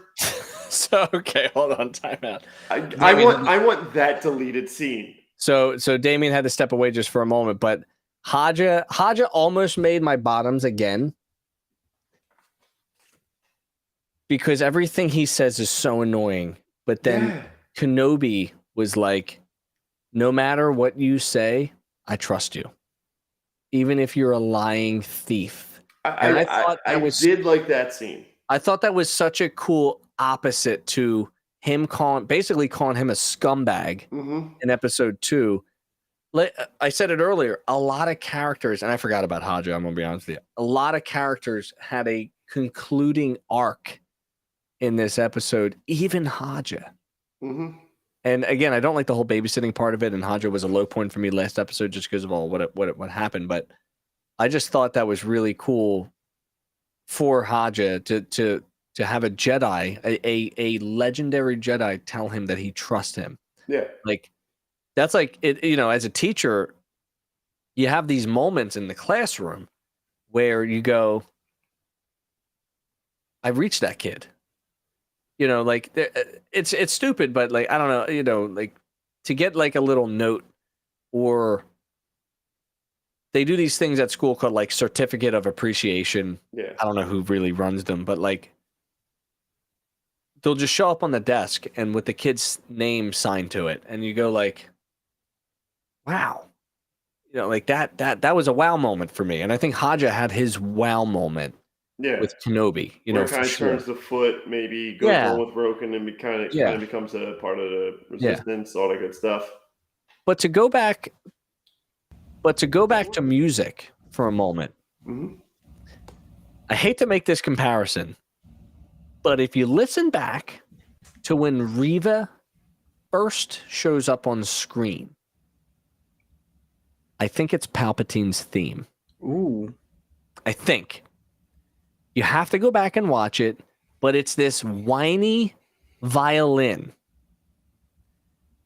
And I think it's tones of Palpatine's theme. And the and the only thing I thought about was somehow Reva returned. Well, I completely forgot to mention about how somehow Palpatine returned. Okay, well, hold on. In fairness, the guy is still alive. Yeah, I know. You know? But like him just showing up, it's like, oh, somehow he returned. But it's not far-fetched. It's not far-fetchedness. You know what I mean? Like no, I loved, and it's only because I called it, but I love that he was in it. And I love that Ian McDiarmid is so invested in the fandom. Shows up the celebration. You know what I mean? Like does the whole Q&A thing, tells great stories. And is able to get a cameo in this Kenobi thing. And I bet you. I also love that he looks so much older than anything he's ever done. Right now, it's perfect and no makeup needed.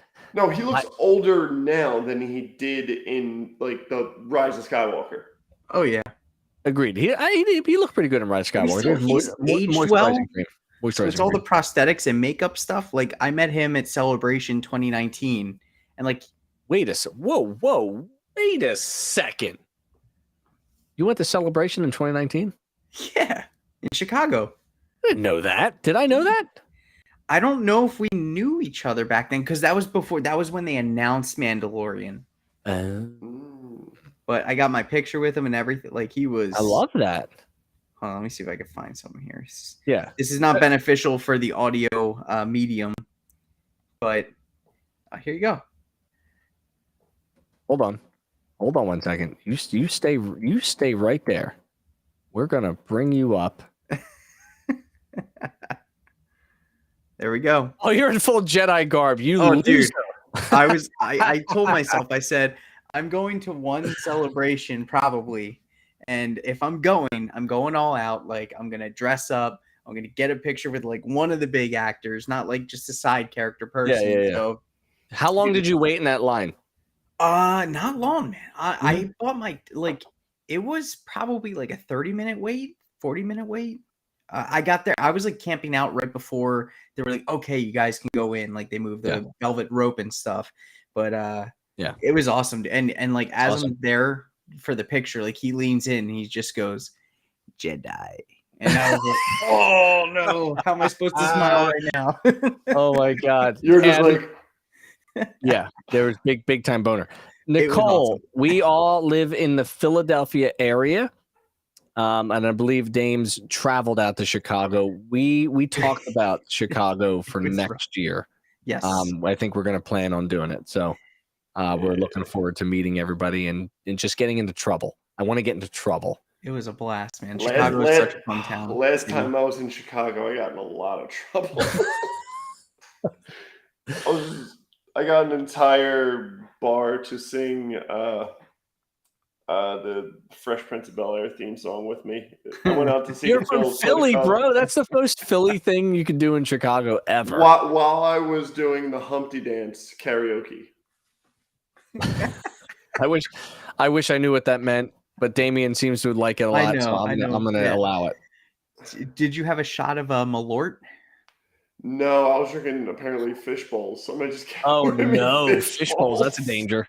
Malort The last is- the last fish bowl I ever had was in Penn State, at a bar in Penn State, for my buddy Andrew, his 21st birthday party, in which I was 21st before he was. So when I went up there, I said, "Hey, give me your debit card."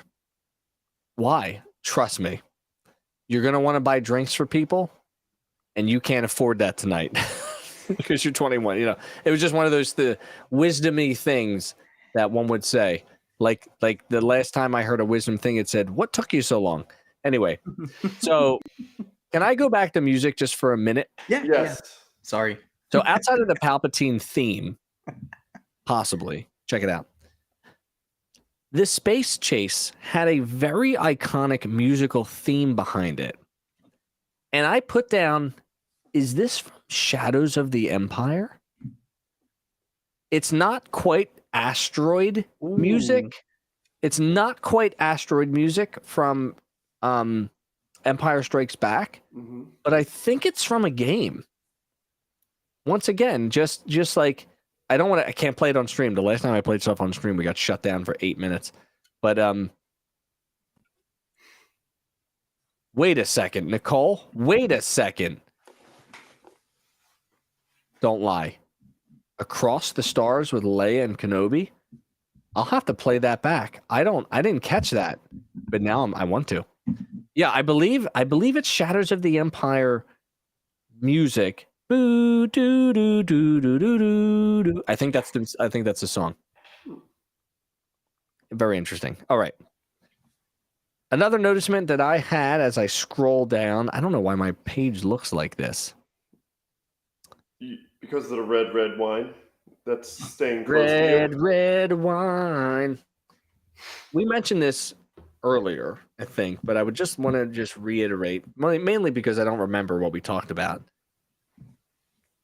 When Vader makes the ultimate decision to go after Kenobi, despite the Grievous that the Grand Inquisitor puts into the box, is Vader responsible for starting the rebellion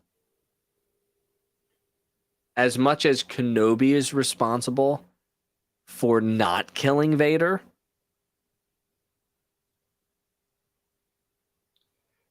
Or there must be balance in the Force. Fair. 100%. The Force will find a way. Yeah. As was quoted in Jurassic Park. Did you see the new Jurassic movie yet, Dames, or no? So I was supposed to in Arizona, and then I was like, I have too much stuff to do, and I literally... Yes or no question? No. Okay, when are we going? You don't need the whole story. You're right. I don't need the whole story. I just need the yes or no. No All right, so soliloquy we should here. definitely plan on going. I would love to see it. I'm down for seeing it. So just pick a night. I have to for sure. Are you down for 9 o'clock movies? I'm serious. I'd rather go PM or see AM? Top Gun. I'm down for Top Gun. PM or AM or PM? Well, PM, obviously, if it's nighttime. We'll talk about it. We'll go. All right. We'll go. All right. That's all my noticements. Anybody have anything else? Mike? Couple little random things. By the way. This is the first mention of the planet Tessin. Whoa. It is the first mention. And you know what? A grievance I have is how many goddamn planets are there There are many galaxies, my It friend. annoys me that despite the amount of locations they have, they refuse to give us a lower thirds title. Like this was the only thing I really like researched. Oh, that's for interesting. this, Okay, go ahead. because Yeah. Is it an I EU thing? I don't know, because if you go on Wikipedia, if you Nothing. type in Tessin, it literally says appearances, Obi-Wan Kenobi Part 6, notes and references, Obi-Wan Kenobi Part 6. I just typed in Tessin Galaxy into Google, and it's showing me power strips. So Yeah. that means there's nothing. There's nothing. And I thought it would have had some like cool connection to like Andor or something like that, or something that was Maybe. mentioned somewhere else. Maybe Maybe future there's some sort of connection to it. All But right. it was planting a seed, as they would it say. was the first mention of the planet Tessin. Good catch. Good noticement. I noticed that apparently everyone in the Dark Knight has amazing night vision and can see Reva just walking from in pitch black. Yeah. Holding a child from, like a mile away. They could just see her. I can't emphasize how much I hate all of those scenes. Let's just shout into darkness and then we'll see someone.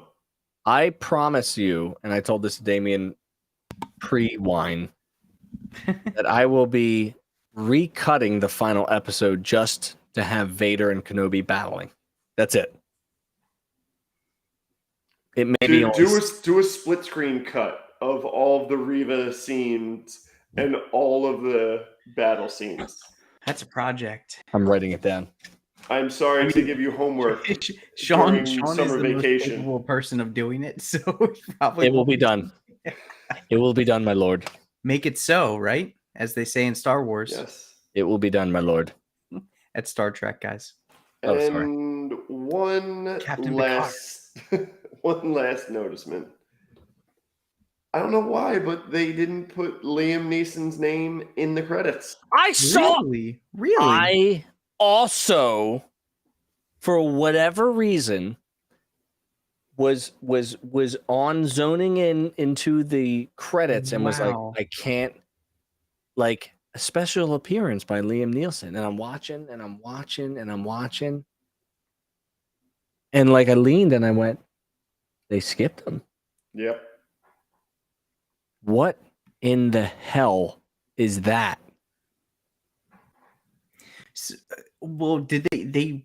I mean, could they use like CGI to completely make him over? Or it was actually him, though, right? Nicole says they haven't been giving young Reva her credit either. We triple whomed on that. It might have been. It might have just been like him, like whatever. I don't need credit. Like I just want to. I don't know. They gave Zach Braff a credit for the mole man. Rat face. I forget his name. Have you seen what he's doing lately? Freck. He's doing T-Mobile commercials. Oh yeah, I used him in one of my OnlyFans. Freck. Freck me telecom. God, stop it. I Wait mean, a second. That's crazy. I'm annoyed. I'm truly annoyed at that. That's not a noticement. It's a grievous. Yeah. I mean, maybe they, who knows? Maybe he'll come back for season 2 because choose a light, dames. I know. The TV lights I have my work computer back here. I'm so sorry that we're going very long, and I know you have work tomoror. I need one of those O-ring lights like you guys have. I'm going to show you my O face. Anyway, I'm going to grab another beer at the transition because we still got like 3 we more. do. We're wrapping up at this point. We're actually up to our 1-sentence summary, friends, and let's get to it now. It's now time for that 1-sentence summary.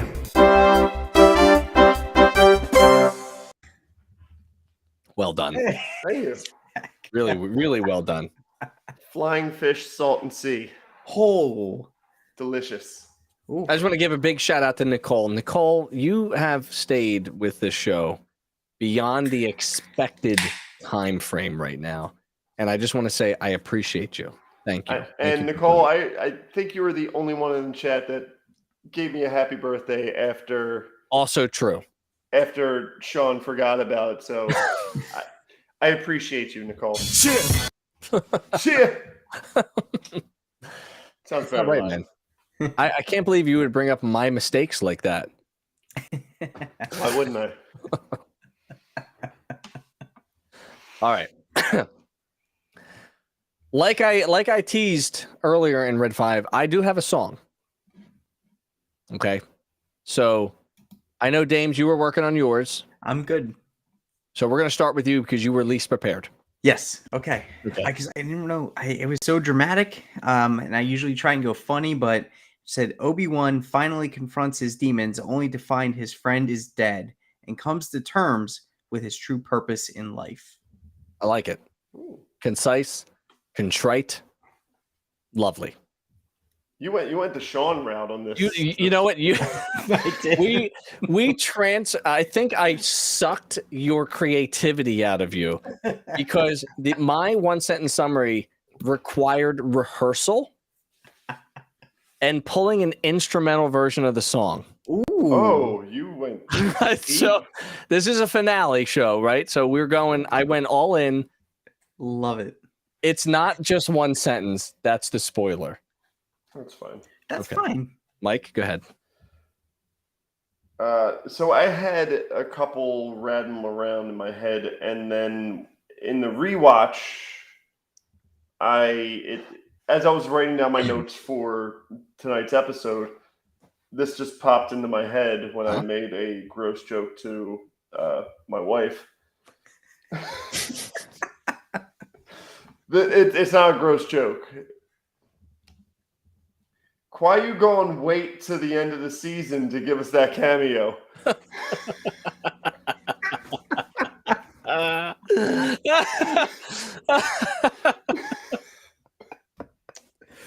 Oh my God. It's actually really good. That's amazing. It's really good. It's really good. And it was delivered well because you could have fumbled that. That was fun. It was a fumble sentence that you could have had. And Ben Kenobi could have been like, why you gonna be so rude? Fellas, for real. Can we buy a boat together and name it Qui-Gon Fishing? Stop it. All right. I need to put myself into a sacred space here. I'm gonna mute and be quiet here. I'm a little nervous because there's a certain aspect of timing that I have to do with the song. Okay, hold on. Okay, here we go.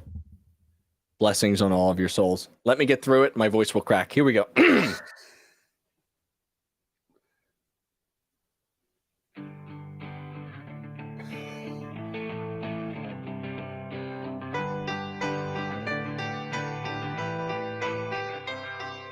Closing time. I think I'm early. Hold on. Here we go. Oh, you did. Closing time. Kenobi knows the truth about Vader and now his friend Reva too. Closing time. Vader lets Kenobi go to rule by Papa Palpy's side. Closing time. Kenobi lets young Luke grow under Uncle Owen and Aunt Beru. Closing time. It should have been a movie, but we got a 6-part TV series. Yeah! We got the rematch of the century. We got young Leia addressing herself. Got Qui-Gon as a Force ghost. Hello there, yeah. Yeah. I think I nailed it. That was amazing. I think I nailed it. Thank you. Now, Megan is here. Oh my goodness, Megan, we're at our one sentence summary. that was amazing. Mine was the opening to closing I time. don't know how to pull audio. You have the advantage over us every future podcast. The singing could absolutely use some work. There is no way, shape, or form that I can sing. Oh But man. if you don't go for it, you miss 100% of the shots, according to Wayne Gretzky, according to Michael Scott. Always. For sure. The reason why I sang that song is because there was a lot of closing arcs Yes. to this story. Perfect. And that is why I was inspired. Hey Riva, you don't have to go home, but you can't stay on Tatooine. All right. all right. Before we get into our series overview rating, let's finish up one more time with our sultry part of the show, Mike's Fans.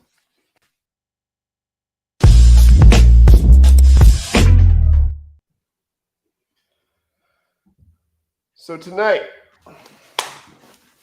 I will deliver this in the voice of a character that showed up in this episode, and I will get close to my mic to do it.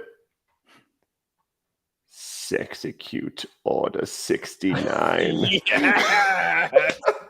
It's so good.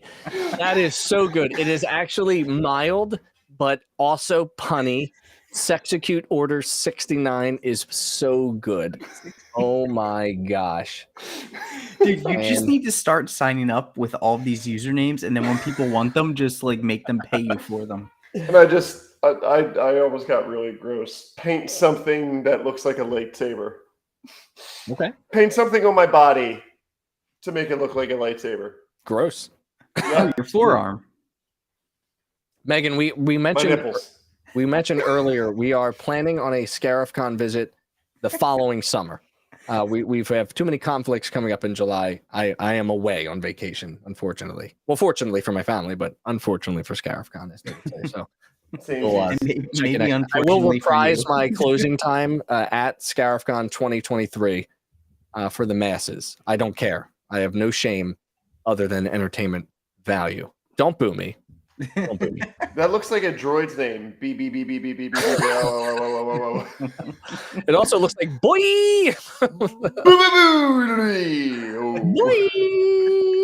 Anyway, this show is absolutely off the rails right now.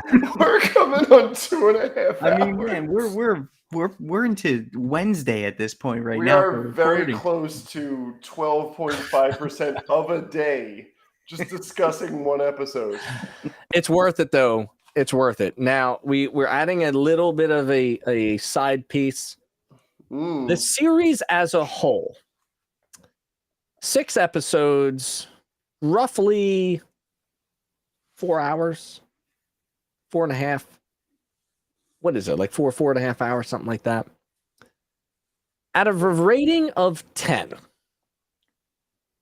I put it at an 8.5 out of 10. It's a solid entry. I think it's right behind Mandalorian in scope and nostalgia, but it's not all there with the storytelling and the use of characters. I think it's weird that they use the term limited series. Yeah, I think they literally limited themselves by saying that. they handcuff themselves. Now they're backtracking. That's not good. It's very hard to write stories with characters that we love and that we know so well and make it make sense. Make it make sense, please. But you know, if I'm looking, if I were to watch this back to back, you know, straight out, and I know he's not a friend of the show, but I follow him on Instagram, AT Chat. It's not at chat. I don't know. At chat. He's actually cutting this series down to a 3.5, maybe less hour cut. Wow. He's making directive decisions to cut things out to get it down. I'm interested and I'm looking forward to watching the 3.5 hour Justice League cut to see if it makes sense. I would love to see it. Restream continues to log me out of chat. And I hate them. Right now, I do. Anyways. Mikey, out of 10, what is your rating and why? I give it a 7.4. I like it. I think this goes back to my overall analysis of the episode, where I wasn't overwhelmed, wasn't underwhelmed, I was just whelmed. Of the whole series. Yeah, the highs were really good highs, but it all kind of balanced out with some lows and some very obvious rewrites that dragged down those highs. I mean, glaring. Unfortunately, glaring. Yeah. Yes. ObiWan is such an iconic character. And I think they did him justice and didn't do the show. I think they did him justice, but didn't do the show justice. Right. If that makes sense. It does make sense. It does make sense. I think it's a show of missed opportunities, but also it was awesome. Like ObiWan was awesome. Awesome. But the surrounding stories brought the awesomeness down. Right. Right. Fair enough. Dames? So I went 8 out of 10. Really, I liked everything about it. I loved everything about the redemption of Darth Vader's character, like Hayden Christensen, like going behind the scenes of that. And like, obviously him and Ewan McGregor had a purpose and they wanted to make this good, and they did what they could to make it very great. But the whole Reva storyline was kind of a little off for me. Not that I don't like the character, and obviously we're going to see her down the road, but some of the writing beats were a little off for me with the whole entire 6-episode story. So, I mean, overall though, 8 out of 10. And I mean, Hayden like definitely got his redemption from all the hate and all of the criticism from the prequel trilogy. Fair enough. Fair enough. I love all those words. And I love you two kind human beings to join as you join me each week during showtime. It's a lot of time and effort to prep, to put in the effort to make a show. I think it definitely helps that we have captions and wonderful production behind the scenes. It just makes the show a little bit more pro, in my opinion. You know what I mean? I think since we've gone to the Restream platform, it's been pretty cool and easy to use. If you remember, back in the day, we used Google Meet to record just audio. Yeah, that's it. And we would put it together, and that was it. And then we moved to StreamYard for a hot second, and then Restream here. Dude, before that, it was just phone conversations. Yeah. Wait a second, you're 100% right. Oh my God, hold on one second. So you're right. We would actually FaceTime through something on the phone. It might have been Zoom or Google, or it probably Zoom. No, I remember sitting on my bed at Chadwick Street, my old house, literally just talking on the phone with you. I plugged my phone in with the headphone jack. Yeah. To my audio interface to capture it all.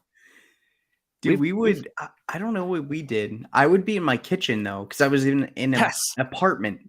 I had nowhere to go. That's why we couldn't go live, because the angles were bad. Be like, oh, is that a gas burner behind you? Yeah, it's gas. Oh, great. Yeah. Anyways, here's Star Wars. We've come a long way in the Star Wars land, and I can't express enough appreciation. We didn't really have a lot of people watching live, and I think it's a result of Kenobi tiresome. It's over. Yep. We do it on the last day of, if there was Kenobi Part 7, we would probably be real busy.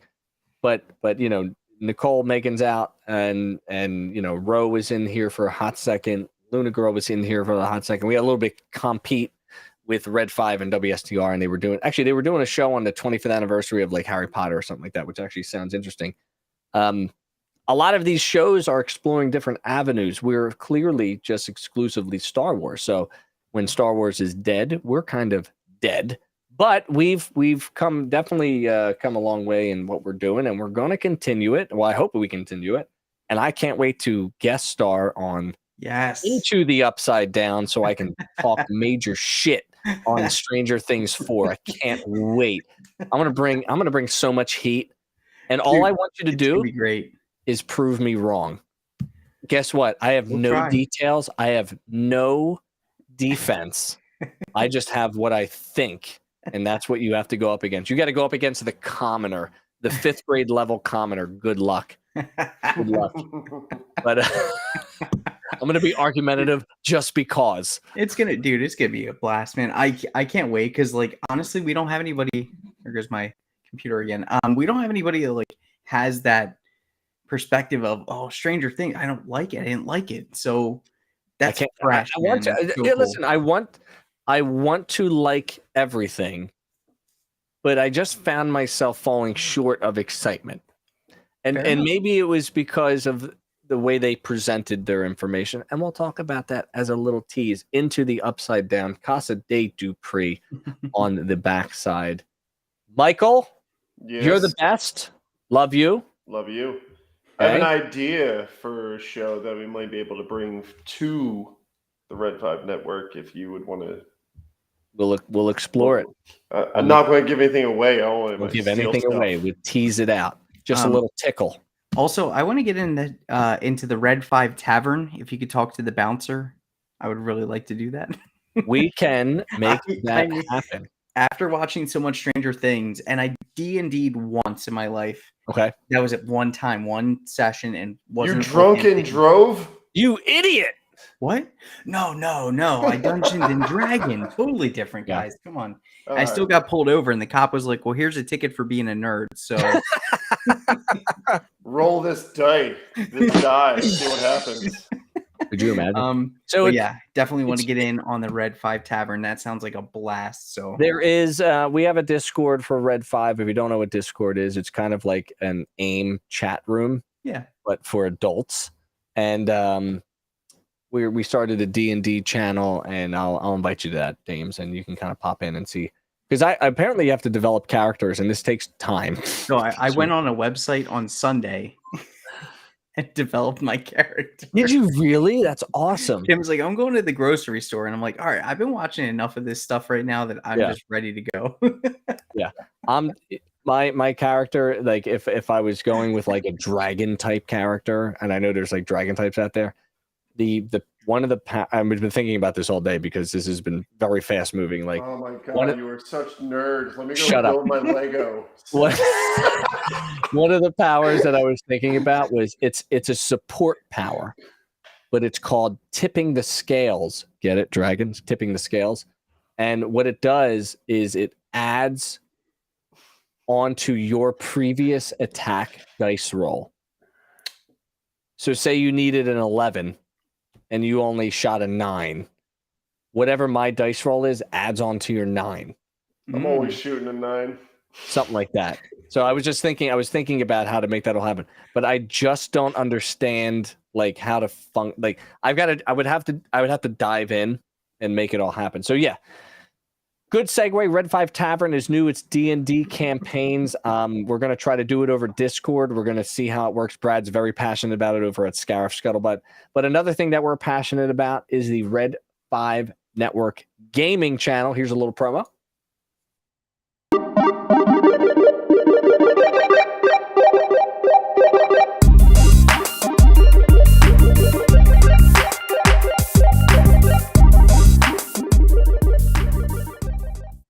And of course, you can catch me tomorrow hosting Marbles and Jackbox over on twitch.tv and YouTube on the Red 5 Network Gaming. Go to bio.link/Red 5 Network Gaming. I think that's the Red 5 Gaming. I forget what it is.